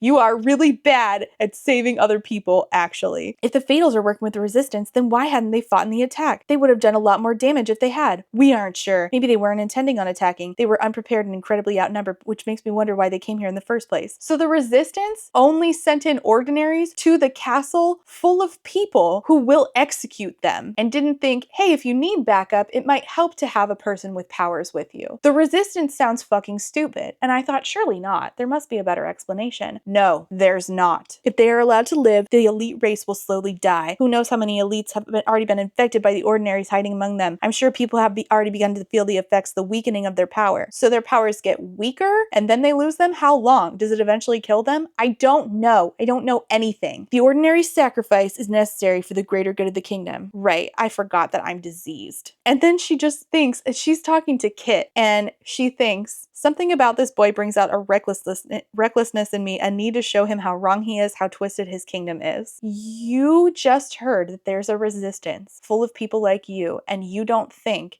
hey, maybe I should team up with them. You don't think to put the pieces together and think, hey, they had my address. Maybe my dad had something to do with the resistance.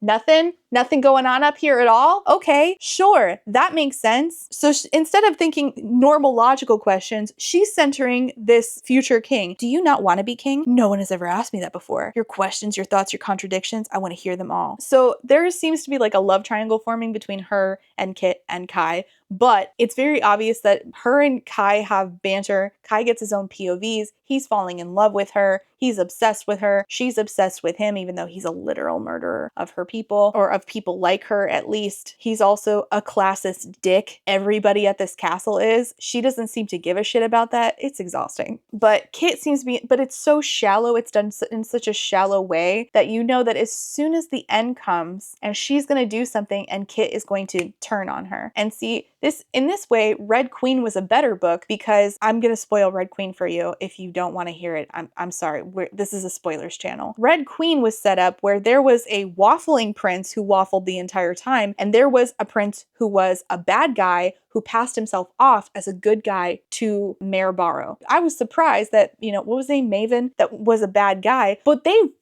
she fully leaned in and made him a bad guy. The only thing that I didn't get was why we continued to make him even remotely interesting to Mayor Barrow after he killed a baby, but okay. Sure. So we're finally in the first trial. It's only been fucking 40% of this book. Kai wakes up and he is in the Whispers, which is a forest. Did you notice that we are not, in fact, in the arena in the pit doing the trials where we said we were going to do them? Just saying. It says, I'm in the bloody forest. Suddenly it's British. I don't know. So they drugged them and left them in the forest called the Whispers. He looks and he says, a sight. I feel it then. The tingle of his power beneath my skin. I was too occupied with my thoughts to feel his ability. The power to record as well as project. Project onto what? I don't know. Record how? I don't know.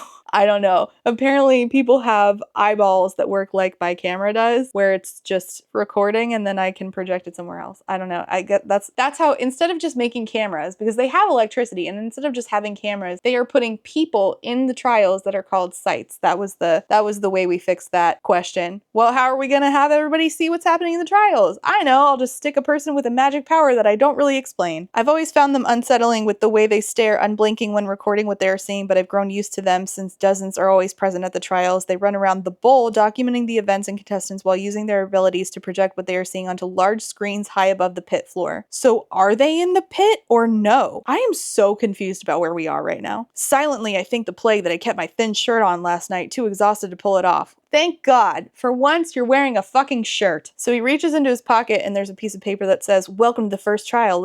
In the Whispers you will be. We hope you stay a while in this game of honor and dignity. Dignity? Okay. The goal of this game is quite clear, and for the winner we will cheer. Oh God, this is just so ridiculous. Become victorious by collecting the bands, the one that rests high above your opponent's hands. Collect those from those who have been banded, and be warned if you return empty-handed. If you wish to win, you must have the most, then of your glory will brag and boast. It's great.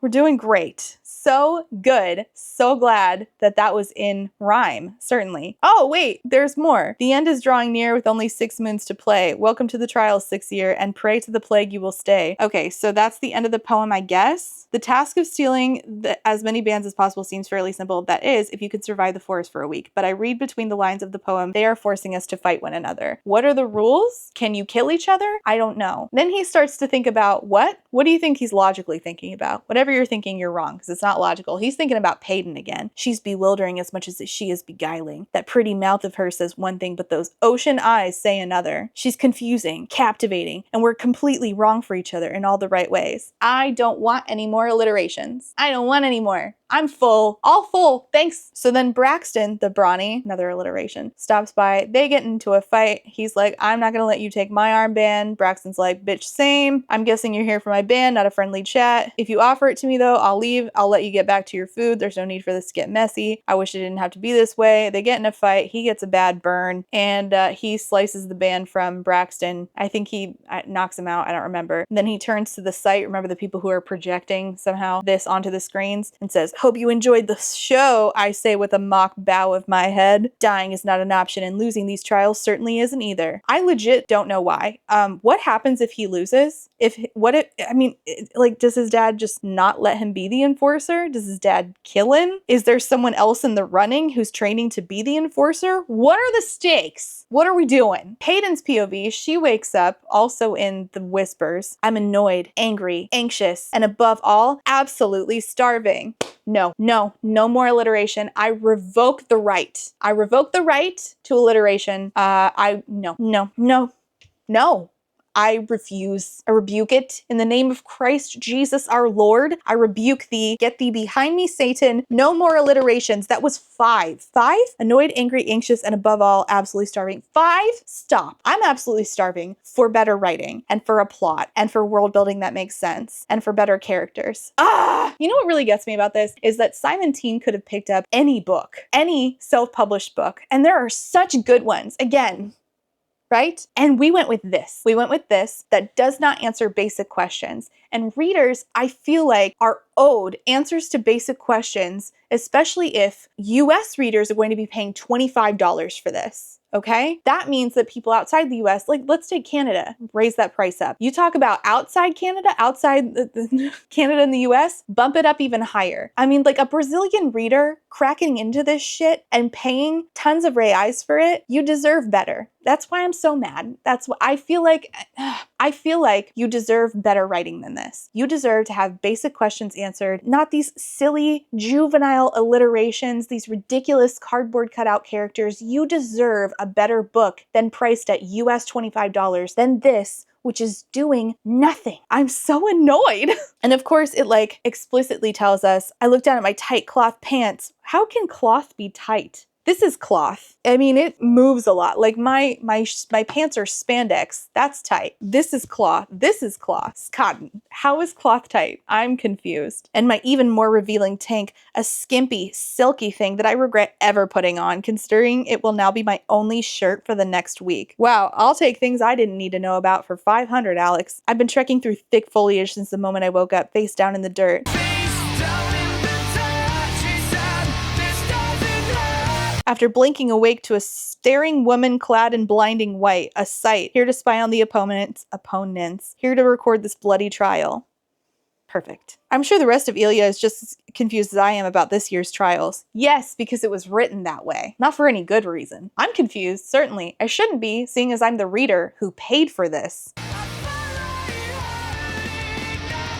I should understand what's happening. I can't say we weren't warned. Different. That's all the warning we got, except that different does not even begin to describe how drastically these trials have changed. In the past 3 decades, there has never been a trial outside of the bull walls, outside of the prying eyes of the audience. But only the best, most brutal and bloody trials are fit to test the future enforcer, I suppose. I just wish I wasn't a part of it. We've all been unwittingly thrown into the deadly whispers, left to die by the elements or by the hand of our enemies. It's brilliant. It's bastardly. I don't know whether to clap or cry. That's 2 alliterations back to back. Stop it. Again, I don't understand. Why not just hold a separate trial to test the enforcer? And also, this has never been done before. That's what I was told a couple chapters ago. This is the first time this is ever being done. And I'm really not sure why. I also don't know who the previous enforcer was. I don't know what happens if Kai loses. I don't understand this. These are such basic questions. These are the most, I should understand reading your book, your fantasy book. I should understand your magic and I should understand your stakes. Your stakes, I think, most of all. Because if I don't understand your stakes, I don't care what happens to your characters, especially if you've made shitty characters. I definitely don't care. What is in here that I'm supposed to care about? I don't understand the stakes, I don't understand the magic, and I hate the people because all we've done is create cardboard cutouts that have the most stupid conversations over and over and over. What am I supposed to latch onto here? So then she starts picking up arrowheads because, by the way, of course, she knows how to make a bow and arrow and shoot it,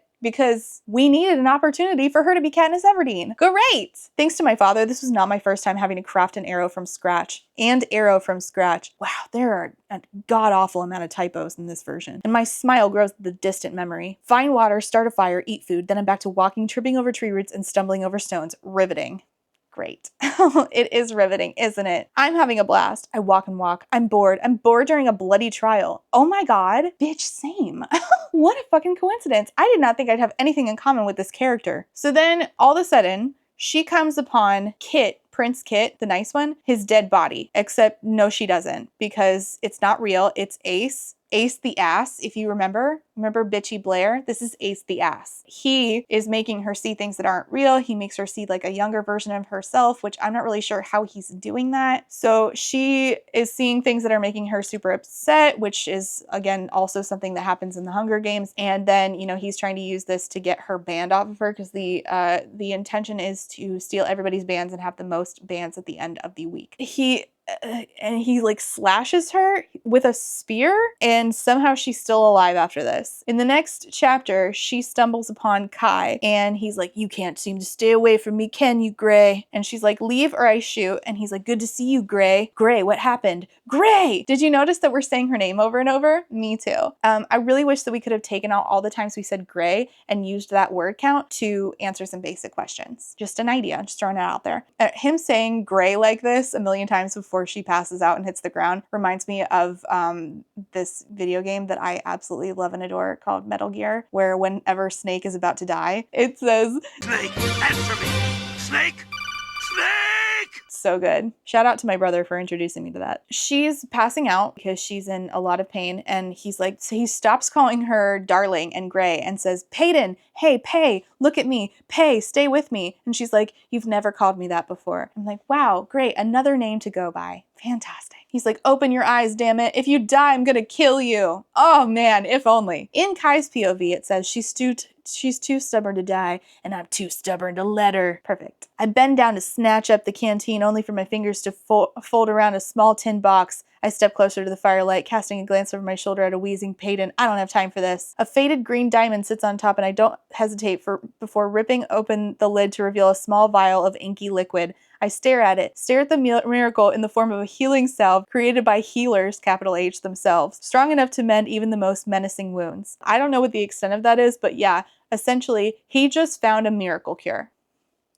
Perfect. The absurdity, the sheer impossibility of this all has me hysterical. Braxton must have picked it up in the forest somewhere and dropped it during our fight. Hayden's salvation has been hiding in the shadows this whole time. Wow, convenient. When she's, conscious, he asks, which one of them did this to you? Perfect. I was waiting for that question. Excellent. Just what I need is a who did this to you? Great. I'm gonna take a break. Okay, I am back again. She doesn't answer, and he's like, I'm gonna ask again, who did this to you? And actually once was enough.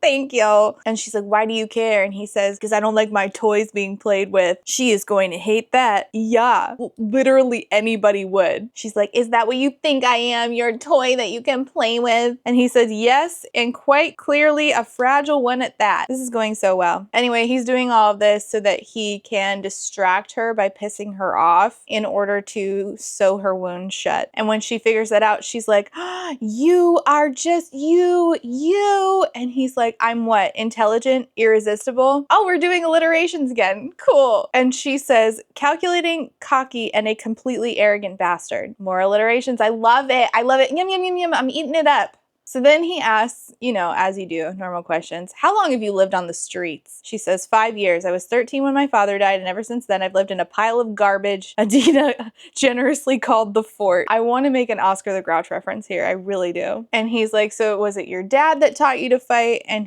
she says, yes, ever since I was a child. He knew my ability wasn't one I could use physically, so he made sure I was never truly defenseless. She tells him, the dagger I wear is my dad's. My mom is dead. She died of sickness shortly after I was born. I never knew her. I'm reminded of when she hit the ground, when I was feral, frantic, and I suddenly aware that I hadn't sent her name to her since we met. What? Well, that was a sentence that was edited. So he asks again, I asked, who the hell did this to you? She says, Ace, happy now? He made me see things. He used his illusions to draw me in. So he's thinking normal things that you think about in the middle of a trial called the purging trials. I am so wrong for her. She is too brave, too bold, too bloody good for me. I'm begging you to stop. Begging. Maybe I could be a better man. Maybe I could be more like Kit with his heart on his sleeve and his happiness on display. The future enforcer could break down a few walls, become a man who is more than the mask he wears around his people, but ever since she discovered I was the prince and declared us enemies, I've played along, not wanting to be outdone, and it's fun. If I am to be her enemy, I want it to be because she loathes herself for wanting me. What a totally normal thing to say. Great. So the next day, it says, Peyton and I wake to the unfortunately familiar sounds of birds squawking above me. I'm reminded again of Natalie. Hey bitch, I love you. See, I was at Natalie's house on her back porch working on the script for this video while she was working on her script for Hunting Adeline, and we were being squawked at repeatedly. Okay, it's in the next chapter. Oh man, my notes got a little wonky here. Sorry about that. Apparently I was paying too much attention to the birds and didn't accurately do the typey. Okay, so in Peyton's POV, it says, there's a shadow of stubble clinging to his sharp jaw, and I could just make out the faint divot of his right dimple, equally distracting and devastating. More alliterations. Yay! Hope you're hungry. She's like, what's the plan? He's like, what plan? She's like, for us. What is the plan here? We are in the Hunger Games. He's like, well, we have an opportunity to work together. We make a great team. She says, fine, we'll be partners. She says, by the way, where's the healing salve? And he's like, gone. And she says, you used it all on me? So that very convenient thing is now conveniently gone. And he opens up to her a little bit about the training torture his dad has put him through since he was a child in order to create him into the next enforcer. But again, we do not know who the current enforcer is. That person is just seemingly non-existent. Even though it's very important, apparently it's a job that was just made up at the beginning of this book. I don't know. I have no fucking clue. As a future enforcer, what? Enforcer, I didn't just strategize battles. I fought in them. You fought in battles? Like whole battles? Who were you fighting against? Are there other countries you guys are at war about? Like what? I didn't just learn the art of torture. I endured it. You endured it? And she does a "who did this to you" about his scars, and he's like, well, I'll spare you the details, but he showed me what it was to torture, what it was to be tortured. He taught me everything I know, trained me both mentally and physically until he was satisfied with what he created. Talking about his dad, Kit's relationship with our father is far different from mine. They spend time poring over paperwork. Poring? Is it supposed to be Pouring? I can't ask Alexa, she's unplugged. Is it pouring? Pouring over paperwork and bonding over their positions while father instructs. That might be right, but it also might be wrong. I don't know. Feel free to correct me. I appreciate when you guys do that. Hold on. Carlos texted me. I shit you not. This is what his text reads. Oh, I'm not making this up. This just came on my phone, okay? My whole TikTok feed is just the new Fourth Wing book. OMG, the sprayed edges. I have ruined his TikTok feed making fun of Fourth Wing too much. It will not be salvaged, I fear. They spend time together poring over paperwork and bonding over their positions while father instructs my brother on how to follow in his footsteps, and Kit will do just that. He will do anything to make the king proud, and he always has. Me, on the other hand, Kai laughs, but it holds no humor. Ha ha ha. I'm not the heir. I'm the expendable son, the future enforcer that my father has molded and sent on missions for years. Wait, so the enforcer is seen as an expendable position? So it's not like the Blood Shrike from the definitely better series, Saba Tahir's Ember in the Ashes. I'm just saying. I mean, for God's sake, like the Blood Shrike, right hand of the Emperor, has a taster for their food so that they don't die. So is the enforcer expendable, but also not expendable? Can we get a crumb of explanation, please? Carlos just sent me this. Here you go. That's certainly a book. Kit will make a great king, and I will be his killer. Or killed, since you're expendable, I guess. I don't know. It's anybody's guess now. And these trials that are different this year, is this all just another mission for you to complete? Not just complete. Win. The trials are just another way for me to prove myself to my people, prove myself valuable to the king. And what if you lose? What if you don't die, but just lose? What then? Literally, what then? It's this is the stakes, right? So could you give it to me? What is the stake here? What happens if we just You kind of have to tell me. Something bad's gonna happen. Oh, what? Something bad? Yeah, what is it? Terrible things. Like what? It's gonna be real awful. I'm dying to know. Could you just explain it? It's gonna be horrible. Thank you.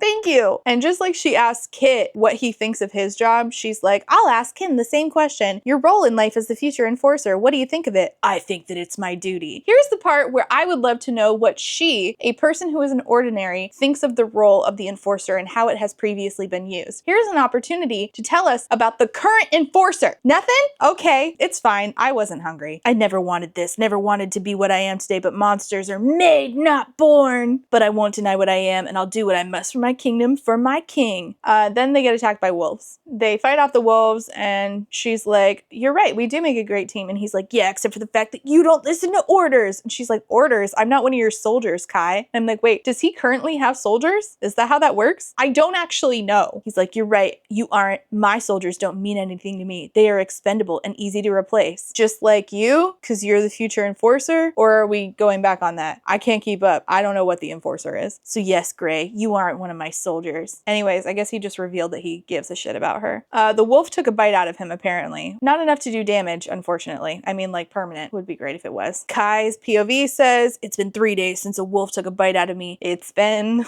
The most profitable thing we've managed to do is find a shirt for me to wear. Another gift left for the contestants. And I'm wondering, like, gift from whom? Is it from, like, the king? Or is it from, like, patrons? I don't know. He tells her, you have a tell when you're lying. Actually, he says, you have a tell, darling. Do not. She's not laughing anymore, and I almost regret saying anything at all. You tap your left foot when you lie ever so slightly. I didn't realize you had watched me so closely. Watched? Darling, I've never stopped. She meets my gaze as an emotion I can't place ripples in those ocean eyes of hers. Your ocean eyes. She tells him that she doesn't actually hate him, and he's like, oh, you don't hate me? So what, every threat on my life is a declaration of love then? I said I don't hate you, Prince. That doesn't mean I don't despise you. Okay, this is great. I'm really glad I'm here for this conversation. Ugh. Anyways, they're now on to the part where they ask each other, what's your favorite color? It never seemed important. Not until I looked into a pair of ocean blue eyes. Inside those ocean eyes. And realized that perhaps drowning was a beautiful thing. Oh no,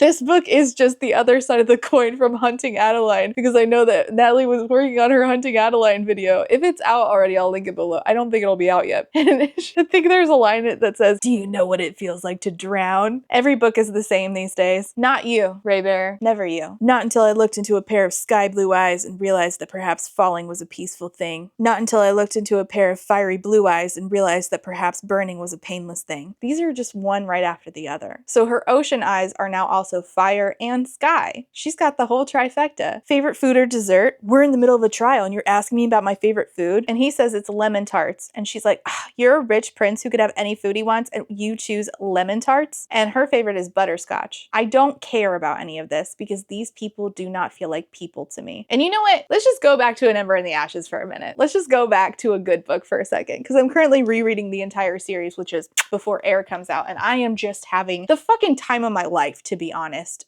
because I forgot a bunch of stuff. So re-experiencing it, I'm like, oh, Saba, no you did not! She did multiple times. Just carved my heart out with a rusty knife. And you know what? I thank her for it. I'm getting off track. So there's like a part where a main character talks about their favorite food being a certain kind of food. I don't want to give anything away because it's kind of like a big deal in a certain book in the series. And another character is like, I too love insert food during insert time of year. And then you find out that this information about main character was given by another character who then passed it on to another character, and this was all a manipulation. So like these important details about the character also matter to like the overall plot. I wish I could actually explain this to you without spoiling this huge plot point for you because it's so good. But the thing is that Saba, nothing is extraneous detail. Everything matters. So like when we're talking about X main character in An Ember in the Ashes talking about their favorite food in a certain season, it matters. And I'm gonna remember that because it mattered not just in that scene, but then later when it gets brought back up and you're like, oh no, that's good shit. And I wish this was good shit. It's not good shit. It's just shit. And it's supposed to be cute, but unfortunately it's not. There's also a cute scene later in An Ember in the Ashes in the 4th book with a mango, if you know, you know. It's adorable. Like I'm rooting for him, and like food can be used to be adorable. This ain't it. Anyway, all this to say, read Ember, skip this.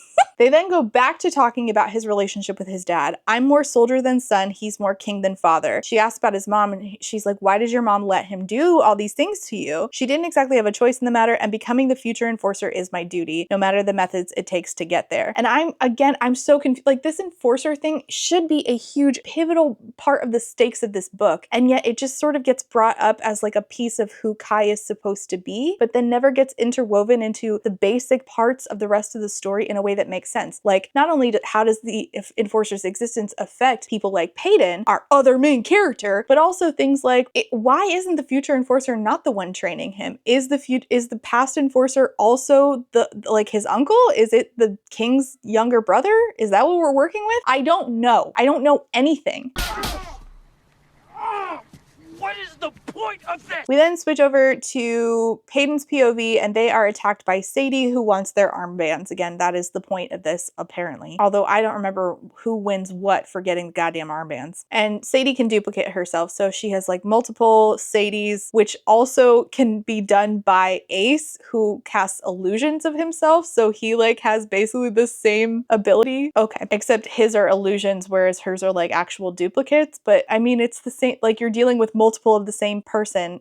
Whatever. It just feels so, it just doesn't feel like a lot of thought went into this. So there's dozens of Sadies. All I want is your bands and I'll be on my way. Give me your leather, Kai, or I'll slit her throat. She's gonna kill Peyton, and she gets run through with a sword. I hate these trials because they kill people, and now I've just witnessed it firsthand. I've been a part of it. I didn't ask for any of this. Didn't want anyone to die. Then they get in a fight with Ace, and it's the same thing. He's like casting illusions of himself, so there's multiple Aces, and he then casts an illusion of himself on another another person, which I didn't realize he could do. And it's Jax, Kai's adopted little brother. And so Kai attacks Jax and he's like about to die. And he's like, Ace made me almost kill my brother. He doesn't die though. So then the trial is over. I don't fucking remember who won, but Hera died, Sadie died, and it says triangles are being pressed against hearts for the dead girl as the rest of the final fight flits across the screen. And I'm like this, or like this, or like what are we doing here? And I don't remember this ever coming up before, so I have no idea what we're talking about. Peyton goes talking to Kit, the crown prince, the guy who's gonna be king. She's like, oh, you want my thoughts on the trials other than the obvious? She's like, well, these trials are a twisted way to celebrate a tragedy. And he says, tragedy, you mean the purging? Yes, the purging, she says. The banishment of thousands of people and the continuous killing of them that follows. I'm not really understanding what purging people who don't have powers has to do with the elite powered people needing a trial to showcase their best powers. Because like, wouldn't like the people with just regular powers feel kind of like, hey, we're cool too? Like, I don't really understand the connection between these two things, but okay. Those are your people, Kit. Innocent people who are still being killed today because of something they have no control over. The purging needed to be done, Peyton. You know that. Because the ordinaries are diseased, supposedly weakening the elite's powers, even though they lived alongside the elites for decades. And he's like, you think they're not diseased? And I'm like, could we, perchance, maybe acknowledge what she just said? Like, why is it that they just gloss over that? There has to be some sort of line. Like, so I grew up in Fundyland, in Christian fundamentalism. And whenever like fundamentalists train children to regurgitate lines of logic, their logic, not mine anymore. So whenever they are met with a certain thing, these kids are trained to say this like line that like defeats whatever you're saying. So this is very common in learning creationism when you're growing up Fundy. So you are taught things like in Fundyland, we are taught about creationism. So we're taught that the earth is about 6,000 years old. And we are taught to combat evolution. So they give us lines about evolution and then they say, here's how you combat that. Here's this line that you need to regurgitate whenever you're in a debate with a person who believes, an evolutionist is what they call them. I think it stands to reason that if we have this empire who is saying, here's the truth, which like Christians say,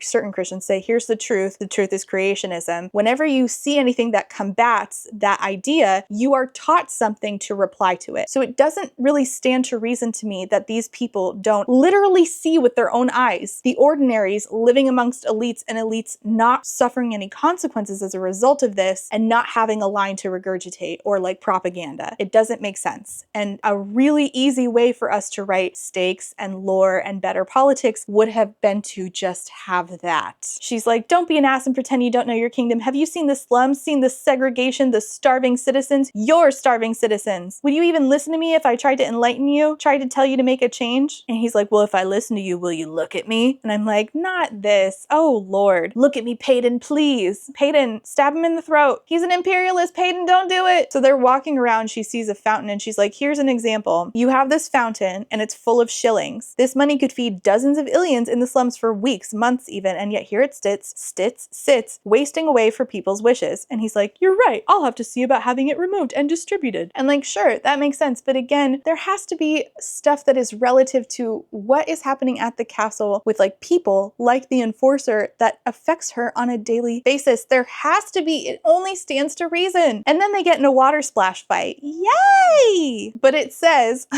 I should know better than to start a water fight with a duel. D-U-E-L, who could drown me if he liked. Duel. D-U-E-L is like fighting. He's a duel. D-U-A-L, 2 powers. Awesome. I am really glad that people paid a lot of money for this version of this book. And then in the next chapter, she goes into loot, but it says the familiar stench of loot fills my nose and I suppress the urge to gag, except loot is not capitalized, so it just sounds like we're talking about stinky stolen goods. Awesome. She's going into loot, where she's from, to find the resistance. It wasn't hard to slip out of the palace, especially since Lenny doesn't guard my door at night. Wow, how convenient that your guard doesn't do his job. Interesting. I passed by the alley where I first met Kai, smiled fondly at the fond memory of robbing him blind. Good times. So where is she going, do you assume? The place she should have gone several fucking chapters ago. In fact, several years ago. This is where that boy's note led me, the one I now know as part of the resistance. I'm suddenly standing at the door, breathing hard as I stare at the familiar cracks and dents in the wood. Here goes nothing. I take a deep breath and pull at the door. Locked. But bolted doors are child's play to a thief. I pull out my father's dagger and pick the lock lock with ease, seeing that he taught me that skill with this exact door and this exact blade so many years ago. First of all, is it even possible to pick a lock with a whole ass dagger? And second of all, I genuinely don't know. But the other thing that I'm wondering is, why is this the first time you're ever going back? Didn't you think this whole time that some fucking family lived there? Why didn't you ever go back, try to get your stuff, try to, mind palace your way to some clues that you could, try to find out what the fuck happened to your father, and then take those clues and then pair them with clues you could find at the fucking palace that you're currently residing in to figure out why the fuck your dad is dead? No? Okay, sure. Yeah, real smart, this one. So she goes into the house, and basically underneath the house is the resistance. Like, this is where they meet at. Of course it is. And who's in the resistance? Lenny, her guard. That's why he's not doing his job. He's doing resistance shit. Wow, that makes total sense. There's like that moment where he pulls like a part of a bookcase and, a special door swings open. They go down descending steps. I've never seen that before. Yeah, it makes total sense that your dad literally had a whole resistance room under your house and you had no idea, despite the fact that you've never talked about like having a babysitter or anybody else in your childhood who was watching you while your dad was doing resistance shit. I don't fucking know. So then we meet a bunch of resistance people. One of them says, "I'm a hyper. I have enhanced senses," which some people like to make fun of. And I'm like, oh, okay, like you can smell real good. Honestly, that would just give me more migraines than I already have. So there's all kinds of different people involved in the resistance. There's offensive or defensive elites. I don't know what the difference is. There's also mundanes, which is, what she's supposed to be as a psychic. And then there's also ordinaries, I think. And Lenny, for some reason, starts calling her the princess. I don't understand why. Don't call me Princess Lenny. Oh, okay, so the princess also doesn't like to be called princess. Yeah, I mean, it's coming out of nowhere. She doesn't need any more nicknames. We have a whole basket full at this point. And some dude says, "I'm Callum. Welcome to the resistance." Well, a small part of it. We've been patiently waiting your arrival. You've been awaiting? And I'm like, you've been awaiting? You've been awaiting? Okay. So they also have his daughter, Mira, and some girl named Lena. Callum says, "Your father and I were very close, and yet I've never seen this man in my life. And I know you don't know who I am. And that's because your father kept me a secret, just like he kept the resistance a secret from you." Why? Why? She was already holding the secret of, you're an ordinary and you're gonna have to lie your whole life. Why not give her a community? Okay, but your father didn't just know about the resistance. You see, the resistance has been around for nearly a decade now, and Adam was one of its original leaders. This is the very reason we are still in this house, using it as a headquarters like we did when he was alive. I have so many questions. Guess how many answers I have? It wasn't just you he kept the resistance secret from. In those beginning years, we laid low, silently spreading the word of our cause through those we could trust. It was dangerous for you to be part of the resistance, so he wanted to wait until you were older to join. Doesn't make sense because she was already harboring this huge secret of her being an ordinary. Giving her a community that teaches her to keep secrets would have made more sense. This doesn't make sense. He never got the chance to tell you, and when we found your father, you were gone. Wow, he really set his daughter up for failure, not teaching her there's a whole ass secret room under the fucking house that she could have hid in and waited for help to come. You're right. You and most of Ilya are only just now hearing about us because we have grown in size and strength. We kept the resistance quiet for many years now while we gained more members and found more ordinaries, but the king is having difficulty containing us now. Difficulty keeping us under wraps and under control. We are everywhere. During the purging 3 decades ago, more ordinaries remained in Ilya after the banishment than originally believed. They hid in secret right under the king's nose. There are resistance members spread all over Ilya since it is both obviously unsafe and unpractical for us all to reside in one area. Yes, I will say that for once, this resistance does seem to be making a good choice and understanding that residing all in one area doesn't make sense, certainly. The rest of it certainly doesn't make sense though. Even I do not know where or who they all are. We have leaders assigned to different areas of the kingdom, allowing us to spread information to resistance members smoothly and without suspicion. Word travels fast when the leaders converse and pass on information to the members in their section. Ordinaries still get killed constantly, and if information of who is part of the resistance gets out, even more will die. So Mira, his daughter, is a silencer, like who can, mute other people's powers. The ordinaries in Ilya tend to adopt the ability of the hyper since it is a fairly easy power to pose with. And I'm like, okay. So again, they have mind readers. So like, why isn't the Empire just going around with the mind readers and being like, they're lying about being a hyper, they're lying about being a hyper, this bitch is lying about being a psychic. Okay. When ordinaries find us and join the resistance, we help them build a life, teach them how to survive. Not everyone had a father like yours who taught them to actually become powerful. She is not powerful. She is not. She is pretending. All of them training each other to pretend to have a power would have made more sense. It's common sense, I fear. Your psychic ability has been trained into you since you were a child, and it's the most convincing cover I've ever seen. Again, so you are expecting me to believe that her dad was this leader of this resistance and only taught this life-saving idea to this one child, did not give this child a community of people also passing themselves off as people with powers in this resistance that he himself was leading. Be so serious. As for who we are, well, most of us are ordinaries, but we also have elites on our side, like the Fatals, who apparently the the imperialists don't like the Silencer. And the Silencer who kicked Kai's ass in the alley that she then fought was part of the resistance. It was Marx's own foolishness that got him caught, a reckless dumbass, to think he could take down the prince, the future enforcer, without consequences. Wait, in one part it says that that his name is Marcus, and then the next part it says his name is Micah. Great. Again, really glad this is a thing people are paying like 20 American dollars for, or more if they live elsewhere. Great. Prince Kai killed someone very close to Micah, consuming the Silencer with rage and a need for revenge. When he saw the prince in that alley, worn out and preoccupied, he took the opportunity to try and take him down. We put the pieces together when we saw your name on the banner in Loot and saw you at the interviews. I thought you were dead, Peyton, and then suddenly you showed up in the trials and we had found Adam's daughter. Well, you found us. Why did they think she was dead? Was his body not at the house? So they just assumed both bodies were taken and burned?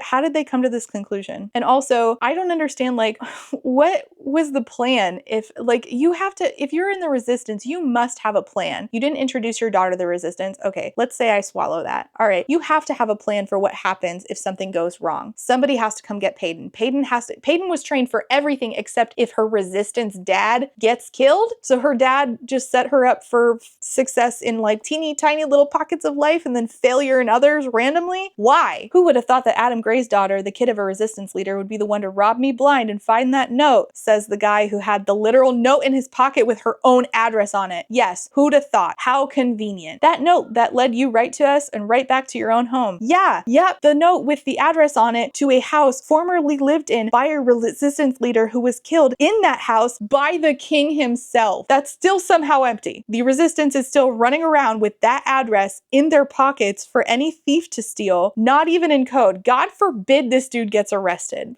Okay, this resistance is made up of both ordinaries and elites, including silencers, mind readers, and controllers. Those who care enough to think about it don't buy into the idea that the ordinaries were suddenly banished because of a disease. Yeah, no shit. But most people would at least think about it. You have to have the imperialists spreading propaganda about why this needed to happen. That's how it goes. Peyton says, so the resistance members who don't believe the ordinaries are weakening the elites, does anyone have proof to use against the king and his healers? Yeah, so again, you would need to have the imperialists have an already predetermined thing to say if this were to come up. We are just the aliens who care enough to realize that it doesn't add up. Ordinaries lived with the elites decades before the purging, and now they hide under the king's nose and live right alongside the elites with no complaints of any abilities dwindling. Yes, that is a thing that's happening that's very suspicious and has no reasonable explanation from the empire as to why it's occurring. But just because the king and his healers said that ordinaries were diseased, most of elites won't think twice if it means their powers and lives are at stake. Yeah, but some will, and enough to cause conversation. They,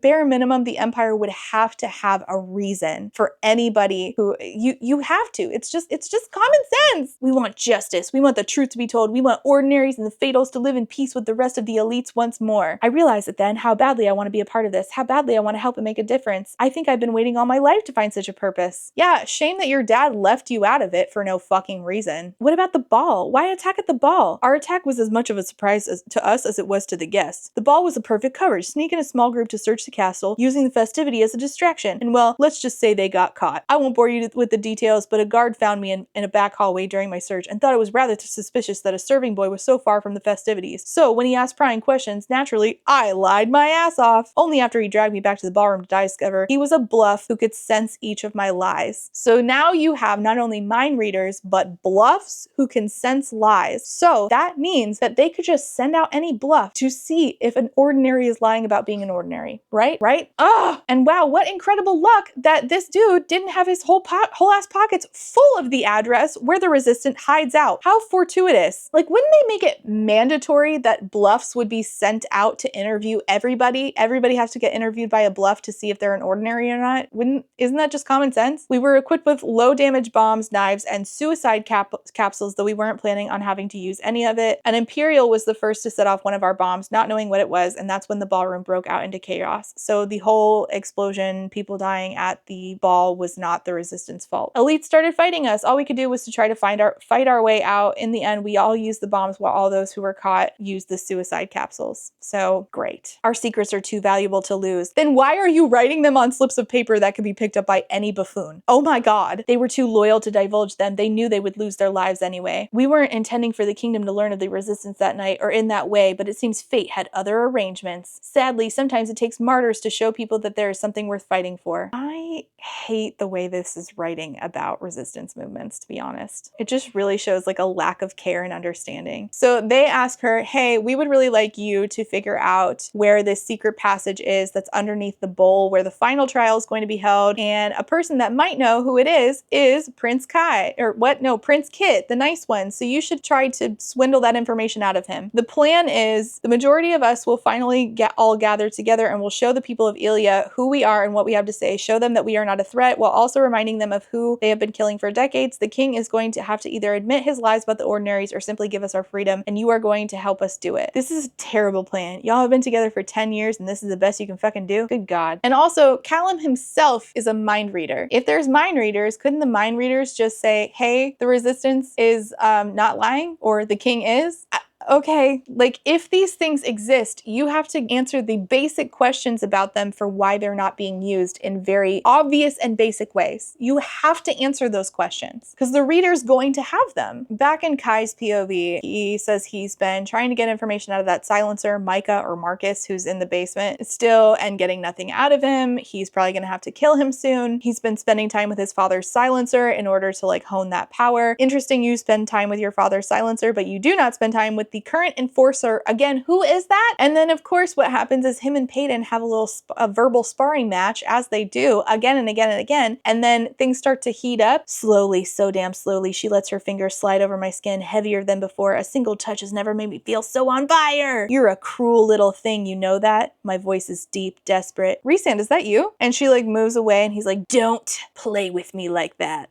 No, you're right. She shouldn't play with you like that. She should just stab you in the throat. It'd be a lot more fun for me. In Peyton's POV, her and Kit are hanging out and they're like tossing chocolates in each other's mouth because they're just nice. She's just hanging out with an imperialist, an apologist for imperial rhetoric, and she's like, oh yeah, but he's so nice. He just doesn't know any better. And she's trying to convince him to spend a day in Loot with her to like see his people. And also in the process of sneaking out of the castle, she's like, oh, maybe he'll show me where the secret tunnel is that the resistance wants to know about. And he's like, I love the way you talk about Loot. I just love the way that you talk. And I'm like, oh my God, I don't care. She ends up talking to the king and it says, Miss Grey, good to see you made it out of the trial, mostly unscathed. Well, thanks to my son, that is. And she says, I'm very much looking forward to the next trial and the one after that. And he says, let me be frank, Peyton, you are not winning this. I know what it is you want, to win the purging trials and have a better life for you and your seamstress friend. That reminds me, I should congratulate you for that little stunt you pulled with your dress at the ball. You certainly got what? You certainly got what you wanted, reminding the people of their silver savior. And I'm like, you know what? Let him speak, because he has a point about her like desperately needing to not be like other girls. Tell me, have you seen the polls? The rankings of the remaining 7 opponents were everywhere, displayed on banners and flyers throughout the city. Kai was at the top, followed by Ace and Andy close behind in third. That left Blair and I tied for fourth, with Braxton and Jax tied in last. Again, it just sounds like that list of that white girl who has a bunch of weird, strange names on that list. You know what I'm talking about? That's what the Kai, Braxton, Jax, it's just those. I doubt your ranking will get any higher, so that what I'm most concerned about is your involvement with my sons. They don't need you dragging them down, or worse, influencing them. Not an influencer. I doubt I need to remind you of your place, so stay out of their way and we won't have any problems. Understood? He could just have her executed. What's stopping him? Literally, what is stopping him? So she goes and talks to Adina. Adina makes her another dress, the fabric hugging my body. And she says, I love you, Adina. And I love you, Pei. And everyone is going to love you in this dress, especially a certain prince. And talking about him, she says, I don't know what to say. He's confusing and captivating. Stop! And I'm failing miserably at keeping my distance. Well, I don't blame you for not being able to stay away. I mean, look at him. And she rolls her eyes. And so did I. In the next chapter, Kit asks her, hey, did my dad say some shit to you after I left yesterday? And she's about to lie to him about it when Blair cuts in and is like, I want to dance with Prince Kai. What? Prince Kit. God, pick different names. So then she leaves Prince Kit to dance with Bitchy Blair. Remember Bitchy Blair? And then she goes and bumps into Prince Kai, the meaner one, the enforcer one, and his drink spills all over him. And he says, you didn't have to spill my drink all over me to get me alone. You could have just asked me to dance. My eyes were on the dance floor. They were on you dancing with my brother. And he says, will you forever be the prize I am aimlessly trying to win? She's like, is that all I am to you? A trophy? Oh, darling, a trophy implies that I won it, earned it, deserve it. But if I get to have you, it will be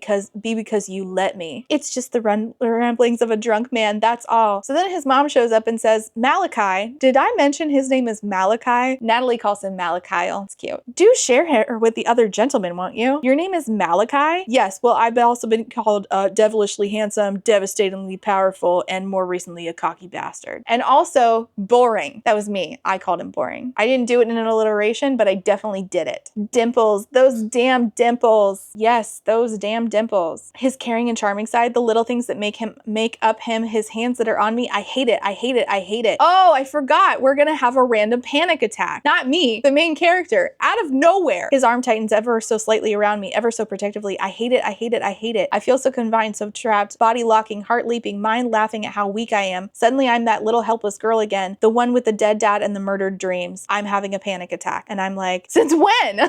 What? Since when do you have panic attacks? What?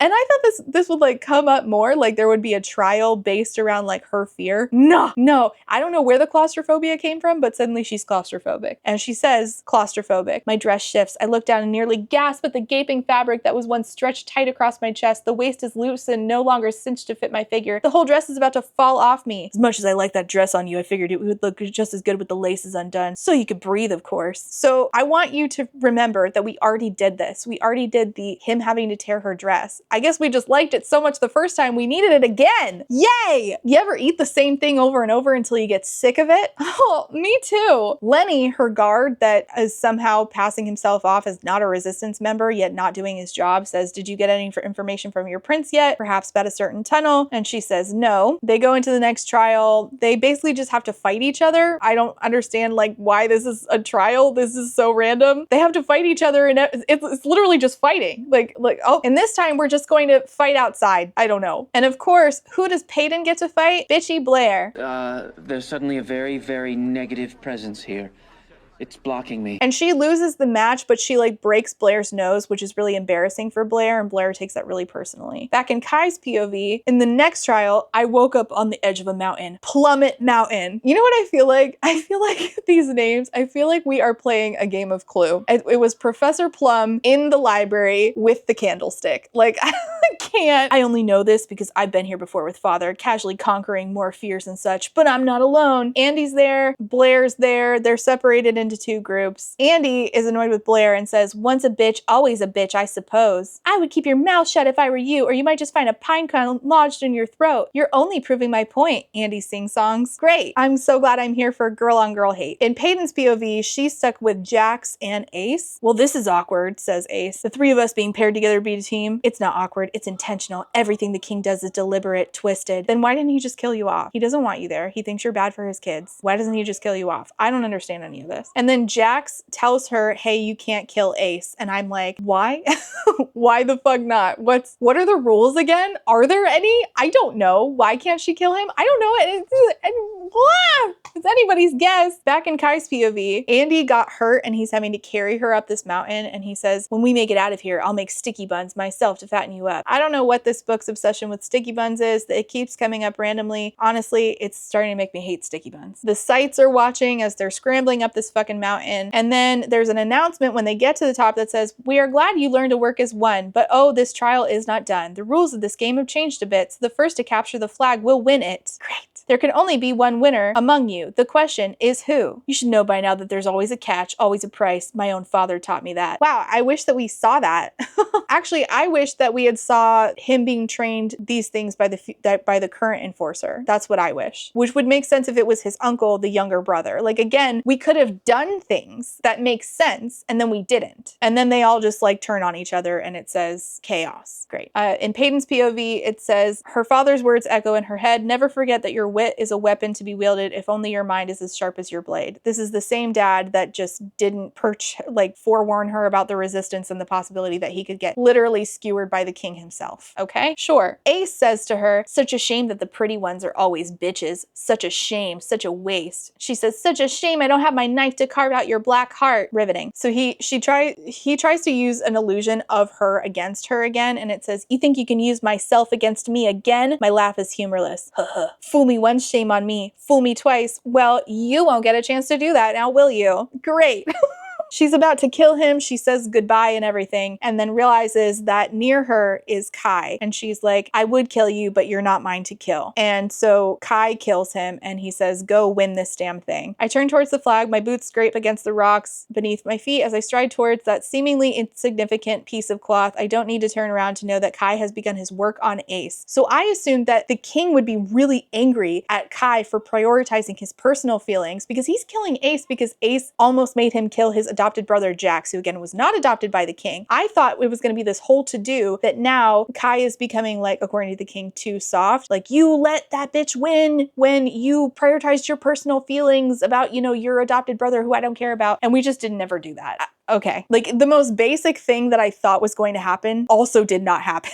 In Kai's POV, it says, funny how killing makes me feel most alive. I feel lighter than I have in days. My mind is clearer, sharper, now that thoughts of Ace are no longer consuming it. My only regret is that I didn't have more time to play with him, and if I were a better man, that thought might have repulsed me. Don't worry, I'm repulsed enough for both of us. Also, Braxton, the Brawny, died, but only because Blair was aiming for Peyton and accidentally killed Braxton the Brawny. Well, also because Kai borrowed her power and moved the thing, and it hit Braxton instead of Peyton. We're finding this out after the fact. It did not make a difference at all. Oh, he does have a conversation with his dad about how he didn't win. And it's like a paragraph. No wonder I didn't remember. Slummers don't win, said the king, and yet she did. And you better not let it happen again. Don't forget that it is you who must win these trials. And if you need me to remind you what will happen if you don't, I will. I trained you for this, so you will not disappoint me. Understood, enforcer? Hold up, go back. If you need me to remind you what will happen if I don't, I will. Do it. Literally do it one time. You have not told me at all. I am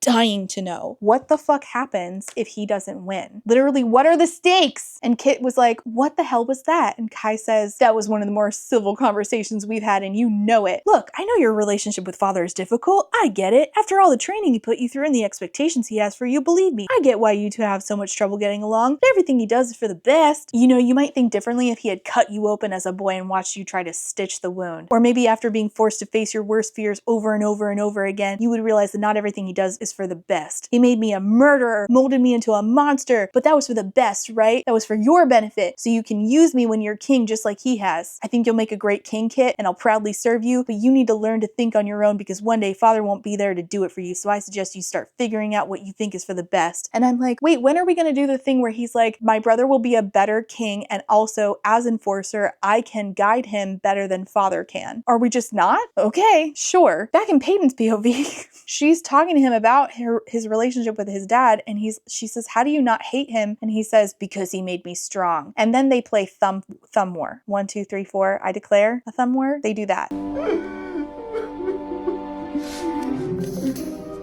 Tell me something I don't know about you. I hate blueberries. She loves blueberries. Aren't we glad to know this? I am content to listen to you talk about fruit for hours, but if you must speak about fruit, then at least pick one we both enjoy. He doesn't like bananas. He says that the only fruit he likes is strawberries. She wins thumb war once and says, it's my fault for forgetting what a vicious little thing you are. They're about to kiss. She's like, I should go. He's like, that doesn't sound like what you want to do. She dips. Back in Peyton's POV, in the next chapter, her and Kit are whisking away to go see Loot. I'm losing my voice yelling about this book. Good God. He says, I want you to take me to Loot. I want you to show me my people. I need to see them. I can't rule over a kingdom I barely know, over people who have needs I haven't learned of. I need to start deciding what I think is best. I need to do this as much as I don't want to go against my father, as much as I know this is a damn awful idea. If I don't do this now, I never will. And I have to thank you for reminding me of the type of king I never want to be. Are you sure you can get me there and back without anyone identifying me? And she says, do you trust me? Aladdin, I didn't know you were here. So it turns out that the entrance to the tunnels is in the dungeons. I never figured that salvation would be in the dungeons. I'm like, oh, okay, sure. The passage is in a cell. It's brilliant, really, and never would have guessed that an escape out of the castle would be connected to the one place they don't want anyone escaping from. So it's exactly like Aladdin. I never would have guessed. Yeah, I can't imagine you do much thinking anyways, Peyton. Where's this tunnel lead exactly? Are there a lot of these, like a maze underneath the one that is in the castle? This actually happens to be one of the main and larger tunnels, hence why it's one of the only ones I have a key to. There's a key for a tunnel. Several of them are blocked off or too dangerous to use now. What if the passage leading to the bowl is one of the dead tunnels? What if it's been blocked or caved in? Yes, this would be a great idea for why we should probably try to find a map instead of just relying on the prince to take you to the secret underground Aladdin tunnel that he alone has a key for, assumedly. I don't know. So then he takes her to exactly, conveniently, the tunnel she needs to know about. And he takes her into Loot, or she takes him into Loot, and he sees, like, you know, how she grew up, and he says, I'm so sorry you had to live like this, because, like, kids are getting punished for stealing food that they, you know, need to live. She then goes and talks to the resistance and says, I found the tunnel. Well, Kit led me right to it earlier today. You need a key to get in the passage, and it just so happens to always be on Kit. The crown prince is the only one with a key to the secret tunnel in the dungeon. Certainly. I can get it at the ball. I'll grab the key. I'll give it to Lenny. The trial's the next day. Kit won't have time to realize the key has gone missing before then. I don't know how she would know this. What if he checks that he has it every night before bed? No fucking clue. There's another ball the next day, and then the trial is going to be directly after that. In Kai's POV, he's having a nightmare that Peyton is being, I don't know, tortured or some shit. And Peyton hears this and goes and sees him in the night and is like, Kai, I'm shaking him hard, willing him to wake. My back is pressed against the mattress as he pins me down, his hands crushing my arms, his body crushing mine. And I'm like, oh, so this is basically just that scene with Rhysand and Farah where Rhysand's having a nightmare and then Farah goes and sees him and he's like, oh, Kit, oh, it's just you. And she has to remind him like where he is and who she is. Got it. Again, this just feels like an amalgamation of a bunch of different media. Like we just picky choosy and then we just slapped it into an unoriginal piece of work. She says, don't hide from me, not anymore. He asks her to stay. He says, please, you have the power to make me plead. And he is like expecting her to leave and he's like already sad about it and she decides to stay and falls asleep next to him. In the next chapter, it's in his POV and it says, her eyes are shut in sleep, dark lashes laying against her cheeks, concealing the ocean blue gaze I know swims beneath. She's captivating even while crumpled up and claimed by sleep. I hate it so much. I hate the alliteration. I asked something of her that I never asked of anyone before. Stay. Then he leaves and comes back and then a shoe is aimed at his face. So this is exactly like Rhysand and Farah. I can't stay away from her. I don't want to stay away from her. I can't do anymore. I can't stop myself from wanting this, wanting her. And he's like, and she says, I need to go. And he says, right, you'll need plenty of time to get all dolled up for my brother tonight. And she flinches. And I'm like, yeah, what the fuck did you think was going to happen? And also, just saying, I don't understand why the balls are necessary, why Kit has to attend with a person at all. Aren't you guys down to only a few contestants? Why does Kit still need to go with her? It seems that this final ball will be the only hint of normalcy in this year's trials. Yeah, I'm not really sure what a normal trials looks like, to be honest to you. And so he sees her and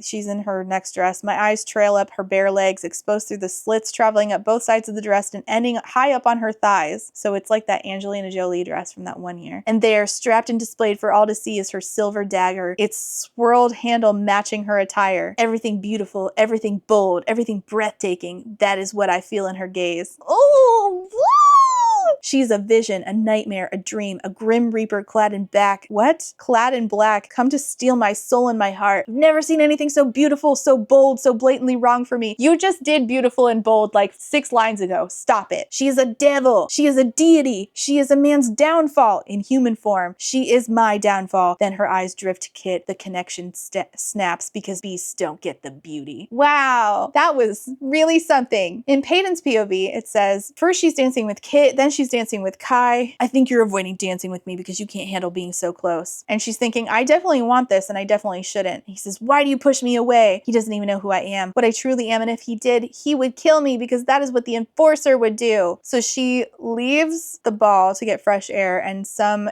guard is like, you don't have permission to be outside of the castle, little lady. And Malachi tells this guy to fuck off. And she's like, well, what do you want to call me? And he's like, I want to call you mine.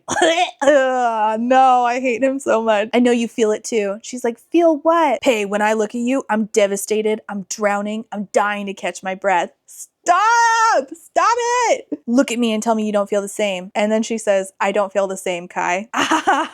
Kill him! Stab him again! Get him! Take him out! KO! He's like, answer again, but without tapping your left foot this time. Boo! If I kiss you, really kiss you, like how I've wanted to, how I've waited to, should I expect a dagger at my throat? I guess you'll just have to kiss me to find out. And then it switches over to Kai's POV and it has that same line. I guess you'll just have to kiss me to find out. And he says, oh God, my pretty Pei, what have you done to me? Their lips brush and then a guard shows up and is like, hey, the king says it's urgent. And then it says it was not in fact urgent. And he's like, what's this bullshit? And the king's like, what's bullshit is that my people just watched their prince, their future enforcer, race off that dance floor after a slumber. How quickly you forgot that slummers are also your people, father, my people. I will not see you throw away your kingdom's respect for a girl, for that girl. I'll find you a different pretty plaything who isn't a mundane if that's what you need. I thought I trained you better than this, boy. Perhaps you need some lessons. Your duties are to these people, your kingdom. You belong in here, a part of the dance where everyone can see you, see their future. Who knows? You might just have the pleasure of killing her in the next trial. And then Kit is like, calm down. Everybody just calm down. He's always craved the approval, the attention from the king.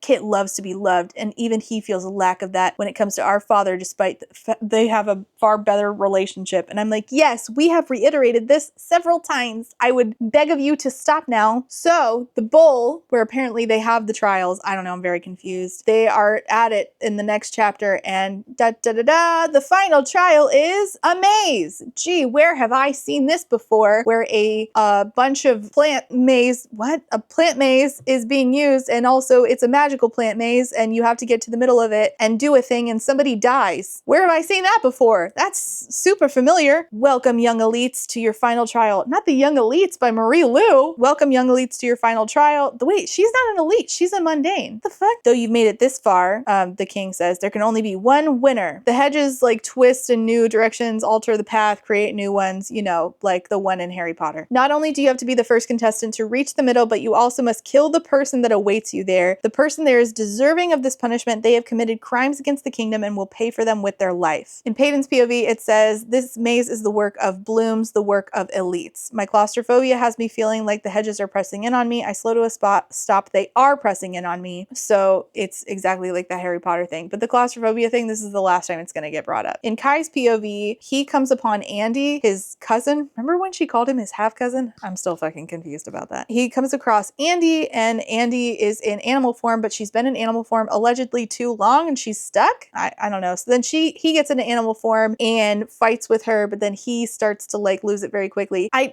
don't understand this animal form thing, because all of a sudden it was like, if you stay in it too long, but he was only in it like 10 minutes. And then suddenly he's like, I've been in this too long. I'm starting to lose my humanity. I'm like, so if that's the case, do these people just never switch? Because you could easily lose yourself. And there are just people running around with, I don't know, all kinds of fucking hair colors who used to be people and now they're animals because they forgot to change back. I don't fucking know. And then a bloom gets too close to him, one of the people manipulating the powers, and because he can take other people's powers and use them, he just like manipulates the maze. Then back in Peyton's POV, she's arguing with Blair. Kai and Kit both, you can't have either of them, she says to Blair, because they don't want you. And then she runs for the center of the maze. And in the center of the maze is Adina. Adina, this can't be right. This can't be happening. Tears streak down her once glowing dark skin, now dull and drenched with blood. So Adina's about to die, which feels very reminiscent of, I mean, in the Hunger Games, Rue dies, but I felt like that had a lot more context and a lot more character work done in a way that it didn't feel so weird and gross. This feels weird and gross in that it feels like it just made a woman of color to be the best friend to die so that the best friend can be motivated to continue on, like in the same way that happened with Throne of Glass. And it just feels like, you know, the person of color best friend dies in order to motivate the white girl main character into continuing on. So what ends up happening is that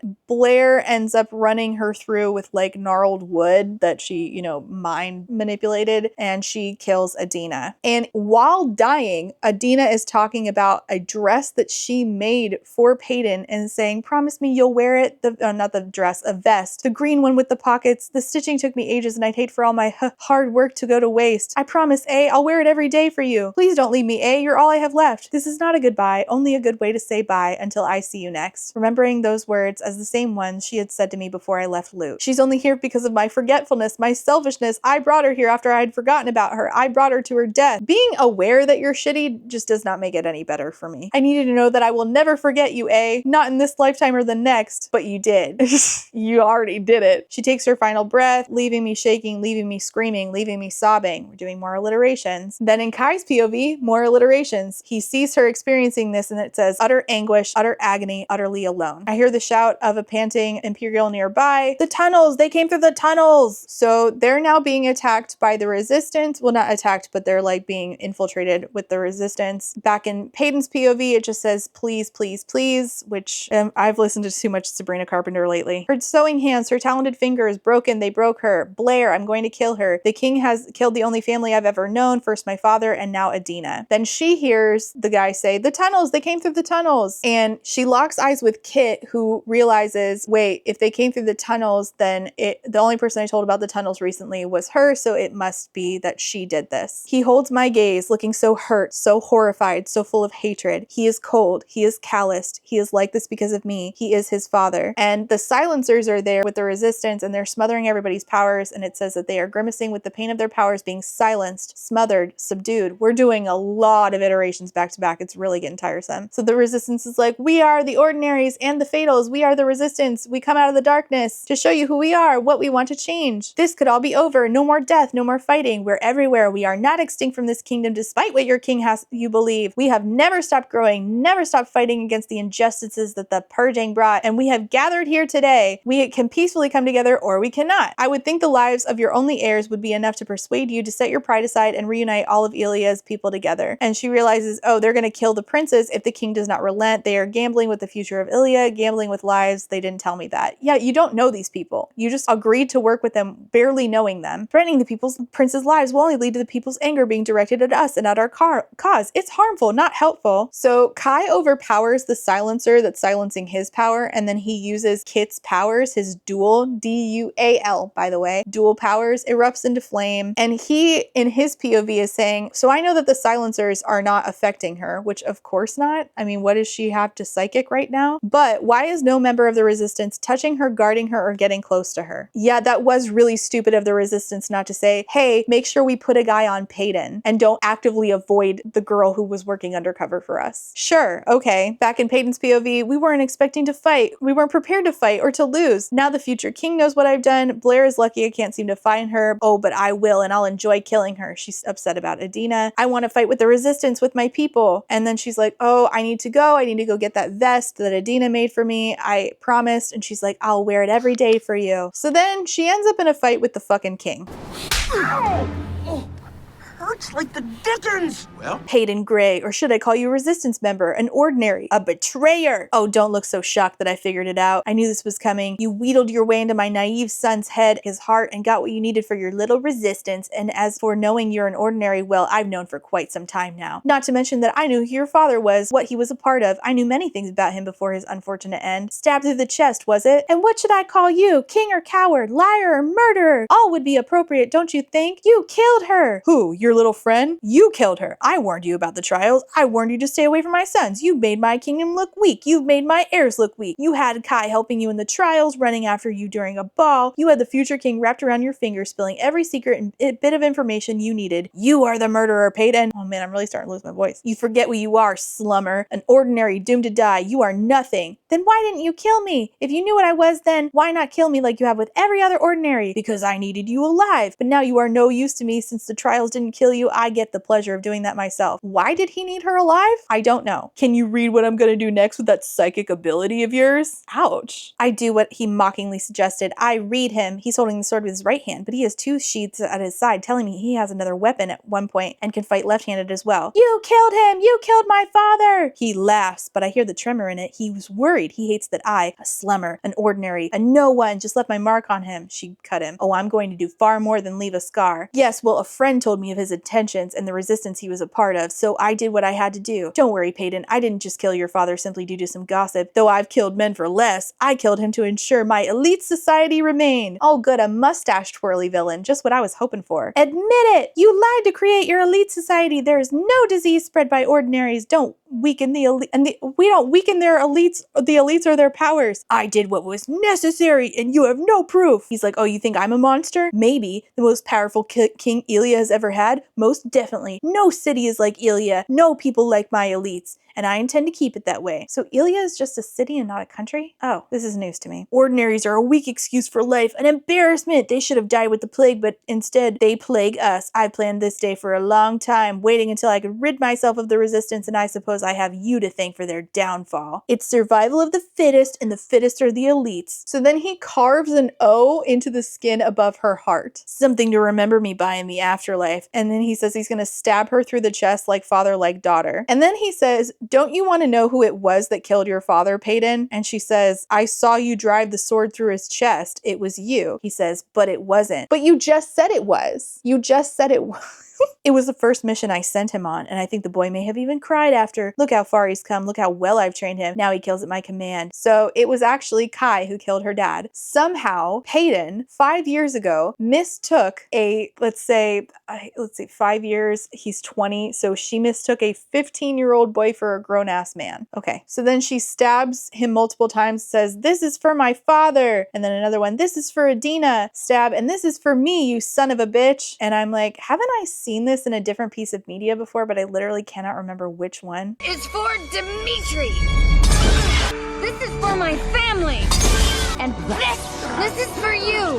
Das Vidania. And she realizes that a site was recording the whole time and just recorded her killing the king. And then thinking back on the past, that night so long ago, my mind made me believe it was the king who killed my father, made me blame the man I already hated. So you already hated the king, but your dad didn't let you join the resistance. Okay. And in a way, it was the king who killed him, just not by his own hand. It was his son who sunk a blade into my father's chest. It suddenly all makes sense. The attraction, the connection, the familiarity. So you're attracted to Kai because he killed your dad, but you weren't attracted to the king for that same reason? What do you mean it all makes sense? Okay. Kai shows up. It says, I killed his father, but he killed mine first. He knows what I've done. He says, I should bury this blade in your throat. Why is it when it comes to you, I'm suddenly a coward? Why is it when it comes to you, I suddenly care? Why is it that I can't throw this damn knife at my father's killer? I told you I was a fool for you, and it seems I was right. I'm a fool when it comes to you. Maybe when I rid myself of you, I'll find my courage, so I'm giving you a head start. Run, Peyton, because when I catch you, I will not miss. I will not falter. I will not make the mistake of feeling for you. Give me like 5 minutes to get rid of my feelings, okay? And then I'm coming for you. Go before I find someone who isn't a coward, someone who isn't a fool, and let them bury this dagger in your back right here, right now. And so she runs away and doesn't look back. And now he feels like a fucking idiot. I can never sense her power. She was untouchable to silencers. The resistance didn't lay a finger on her because she's an ordinary. She's part of the resistance. There's not much to be part of a resistance anymore after today, but she was a part of it. The title of enforcer has never weighed so heavily on my shoulders. I'll have to find her, and when I do, I'll have found my courage.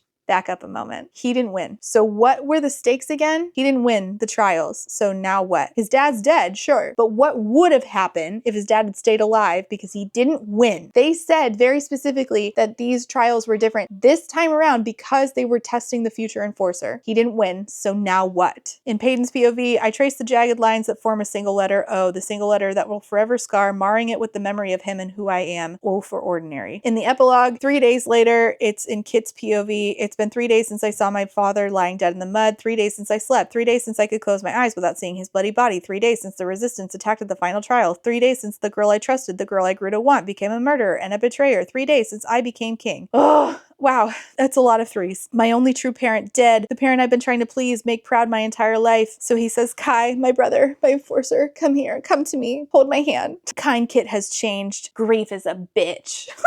You are now my true enforcer, so it is time for your first mission. Find her. I want you to find her, and I want you to bring her to me. Bring me Peyton Gray, enforcer. And he's like, will do, Chief. And that's the end. That is the end of Powerless by Lauren Roberts. How long? 90 minutes of footage. Fantastic. Awesome. I'm going to be editing this for the rest of my fucking life. Wow. That was a lot and awful and abundant. See what I did there? 3 A words. I just think that this had no plot, had no characters that felt like real people, does not have a magic system that makes sense, doesn't have politics that makes sense. If you're going to do imperialism, you better research imperialism, because my God, if you're going to do an oppressive classist government, you better understand the ins and outs of how that affects every single character that you are writing, because if you want them to feel like real people, that is just the bare minimum of what you have to do. I still don't know what the stakes are.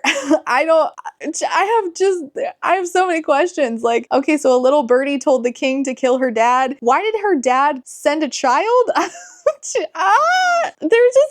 Into the house? Like, he could have just like had him picked up and then brought him. It just seems so confusing. Like, we had to set it up so that Peyton saw her dad get stabbed through the chest and then misremembered who it was. Suddenly a 15-year-old, I assume, boy or 12-year-old boy. How old are these people? I don't even know. I just feel like readers deserve better. They deserve a fully fleshed out story with a plot that makes sense and stakes that make sense. I should not be asking basic questions and having them go unanswered. This feels very much like reading White Lark in that it feels juvenile in some parts and then like adult in other parts, and it's very out of whack. And then again, like, basic questions don't get answered. And I have to ask why. Like, why wasn't that important? Because it's important to me as a reader. And like, anything can be important to you. It doesn't have to be important to you. It's just that I feel like the people that it is important to should also be considered, I guess. I mean, if you're writing a fantasy story, like, you can just write the like no thoughts head empty stuff. Like, you can write for the people who are just like no thoughts head empty, I just want to read, because that's valid. It's a valid way to read. But also, you can cast a wider net and get more readers if you write a book that makes sense, so that both the people who are no thoughts head empty readers and also the people who are like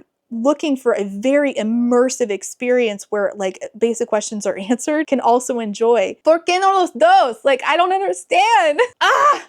I wanted so much more out of this. I was not expecting it to be this bad. I thought, that sounds a lot like other things that I've read, so it'll probably be like a 2.5 at most. I didn't think it would be this bad. I really didn't. I'm shocked. I'm utterly shocked by how bad it was. So, woof. I don't really know what to say about that. It was bad. It was really bad. Okay, I guess. Thank you for that. I have no more thoughts. Head empty and heartbroken and help me. More alliterations for you. I know you're not full yet. So will I read the next one? If you really want me to, you can let me know in the comments. But wow, this was a long book for absolutely no reason. I'm very tired. Okay, I don't know. Let me know in the comments. Thanks so much for watching. If you made it this far, you can leave what should we leave below? You can leave 3 of the exact same emoji, since that's how we did our alliterations. 3 over and over. So whatever emoji you would like, leave it 3 times in the comments. Or similar ones, since it's 3 of similar sounding things. Okay, this made me brain dead. I'm gonna go. Thank you so much for watching. Comments and questions down below if you want. You can like and subscribe if you feel like it. See you next time. Bye. So first of all, I got a nice little box from Jelly V, and I have to say thank you to Jelly. Jelly sent me art that Jelly made and really cute stickers, which are going in my sticker book that I now have from Natalie. One just fell out. Oh, I'm giving this to Natalie. It says Vampire Romance. You can skip ahead to the Therapy Bills patrons if you want to listen, but I guess we're doing a little book haul because people sent me stuff, so I want to say thank you really quick. So Jelly sent me a box of just like the nicest stuff, including but not limited to a signed copy of The Honey Witch, which is a sapphic book about a witch. It's like a grumpy sunshine witch and non-witch, sapphic. These are words. Anyway, Jelly sent me a signed copy, which was so incredibly nice, but it came with art of our sapphics. I'm too gay for this. Anyway, and it is signed. And I'm so grateful. Thank you, Jelly, so much. And Jelly also sent me, a book that they thought I'd like, The Wonder State by Sarah Flannery Murphy, which is incredibly exciting. And I have to show you the inside pages. Oh my God. Yeah. So I'm very excited about this. And this is a thriller, if you couldn't tell by the outside. Anyway. And Jelly sent me, again, a bunch of stickers. I'm really excited about this. But also a little keychain, which is like, it has, you can't really see it. My webcam isn't that good, but it's like a media player. Media player? Am I 70 years old? My God. It has songs on it and little headphones. It's cute. And Jelly sent me the nicest little note, which I'm not going to read because I will cry on camera. But it said, thank you for introducing me to a wonderful community of YouTube booktube that I've been sorely missing. No, because I will cry. I got these really beautiful little handmade bookmarks. This one looks like a dad Hawaiian shirt, as does this. In fact, I think that my stepdad actually has a shirt that looks exactly like this. Oh, there's something in my eye. I swear it's not just tears. Okay, and this came again with a nice note. I'm not gonna cry. I am fine. I am a normal human. And these were sent to me by Ray. The handle for Ray is Sardonisms. And these are just so cute. And Ray said, you have no idea how happy it made me that you were so excited when I asked to send you these. Making people happy with gifts is why I love making origami so much. It's also a fidget for me. But giving it away makes me happy because I get to make other people happy, and it stops my desk from being completely cluttered with homeless paper cranes. I have some books that I can sort of relate to about that right now. I'm switching a lot of stuff around, and I don't have a dedicated shelf for these to go to yet. I'm still figuring it out. So now they're just sort of homeless laying on my desk. I hope you like the crane. Gently pull the wingtips apart to expand it. It's fully folded otherwise. Your channel has helped me get back into reading, and I couldn't be happier for it. Thank you so much for sharing your passion and humor. Thank you. So we're pulling apart these wings. Look at her.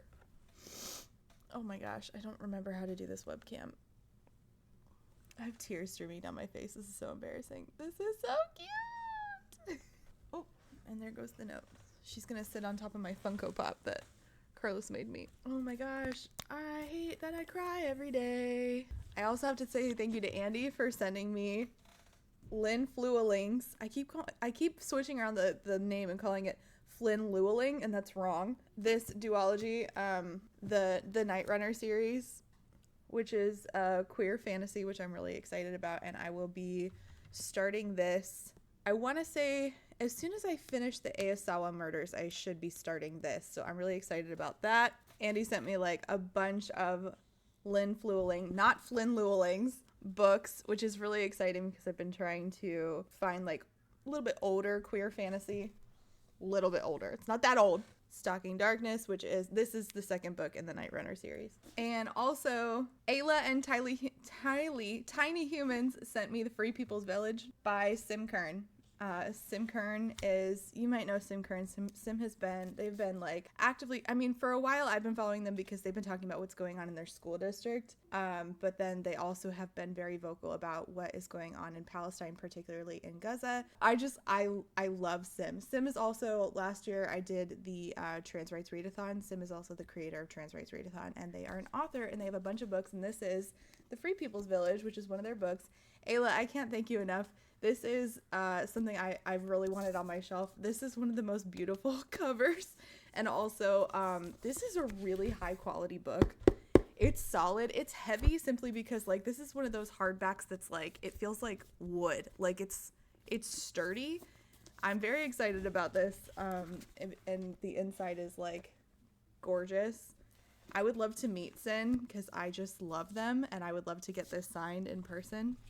I'm just sort of I just sort of fangirl about Sin. I love Sin. Oh my God, Sim. Sorry. My husband's best friend's name is Sin, and I do this every time I talk about Sim Kern. Damn it, I'm sorry. And then Garrison sent me Son of Blooded Ruin, this is historical fiction fantasy, I believe. And this cover is really gorgeous.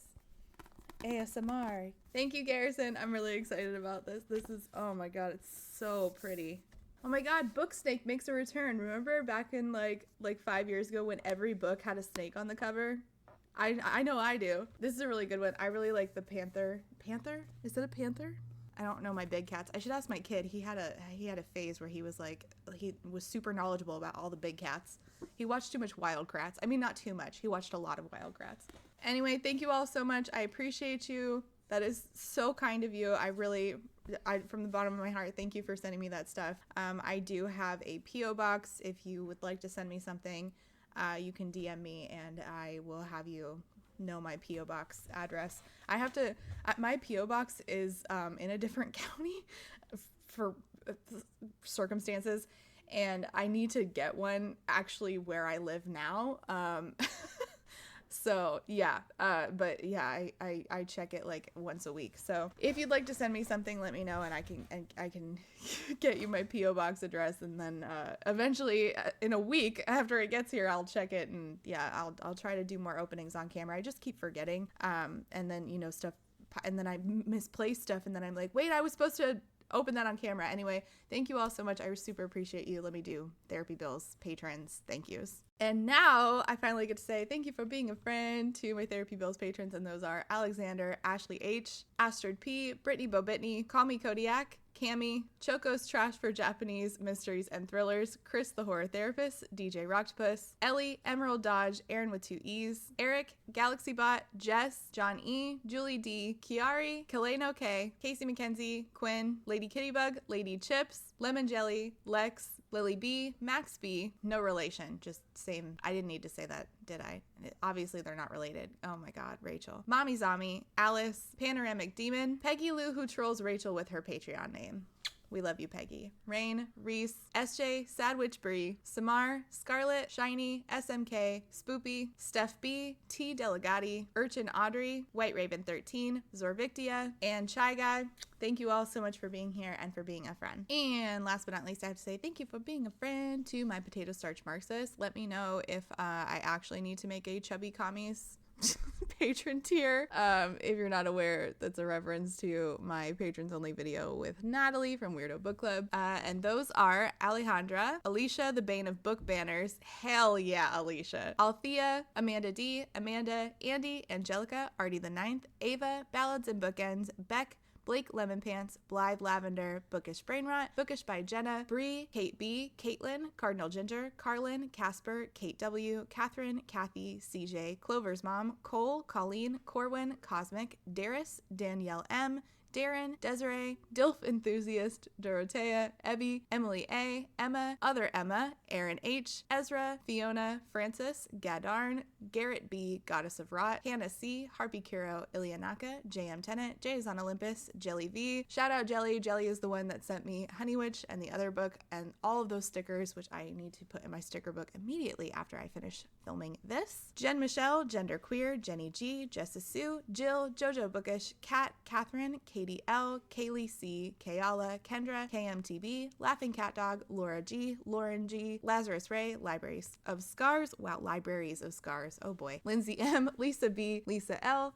LP, Lou Siri, Lustful Octopus, Martin, Madison, Man-Eating Plant, Marcella, Marquita, Megan, Malara, May, Molly, James, Natalie, Never, Nicole G, Nicole R, Nimeska, Nyan Binary, Paige P, Penelope. Hi, Penelope. Oh, I'm so glad you're here. Penelope Greenings is an author. Go check out her book. Penny Chilling, Foxglove, Rachel B, Reader Rising, Reba, Rebecca, Rebecca R, Ronnie, Rosie Thorns, Rowan, Secoria, Sadie, Sakialume, Sammy C, Sarah H, Sarah the Bear, Sarah Z, Shamed, Shannon, Sean, Sisette, Super Evil Sam, Talia, Tiana, Trashcan Teddy, Triple M, Tito Phoenix, and Writer A. Thank you all so much again for being here and for being a friend.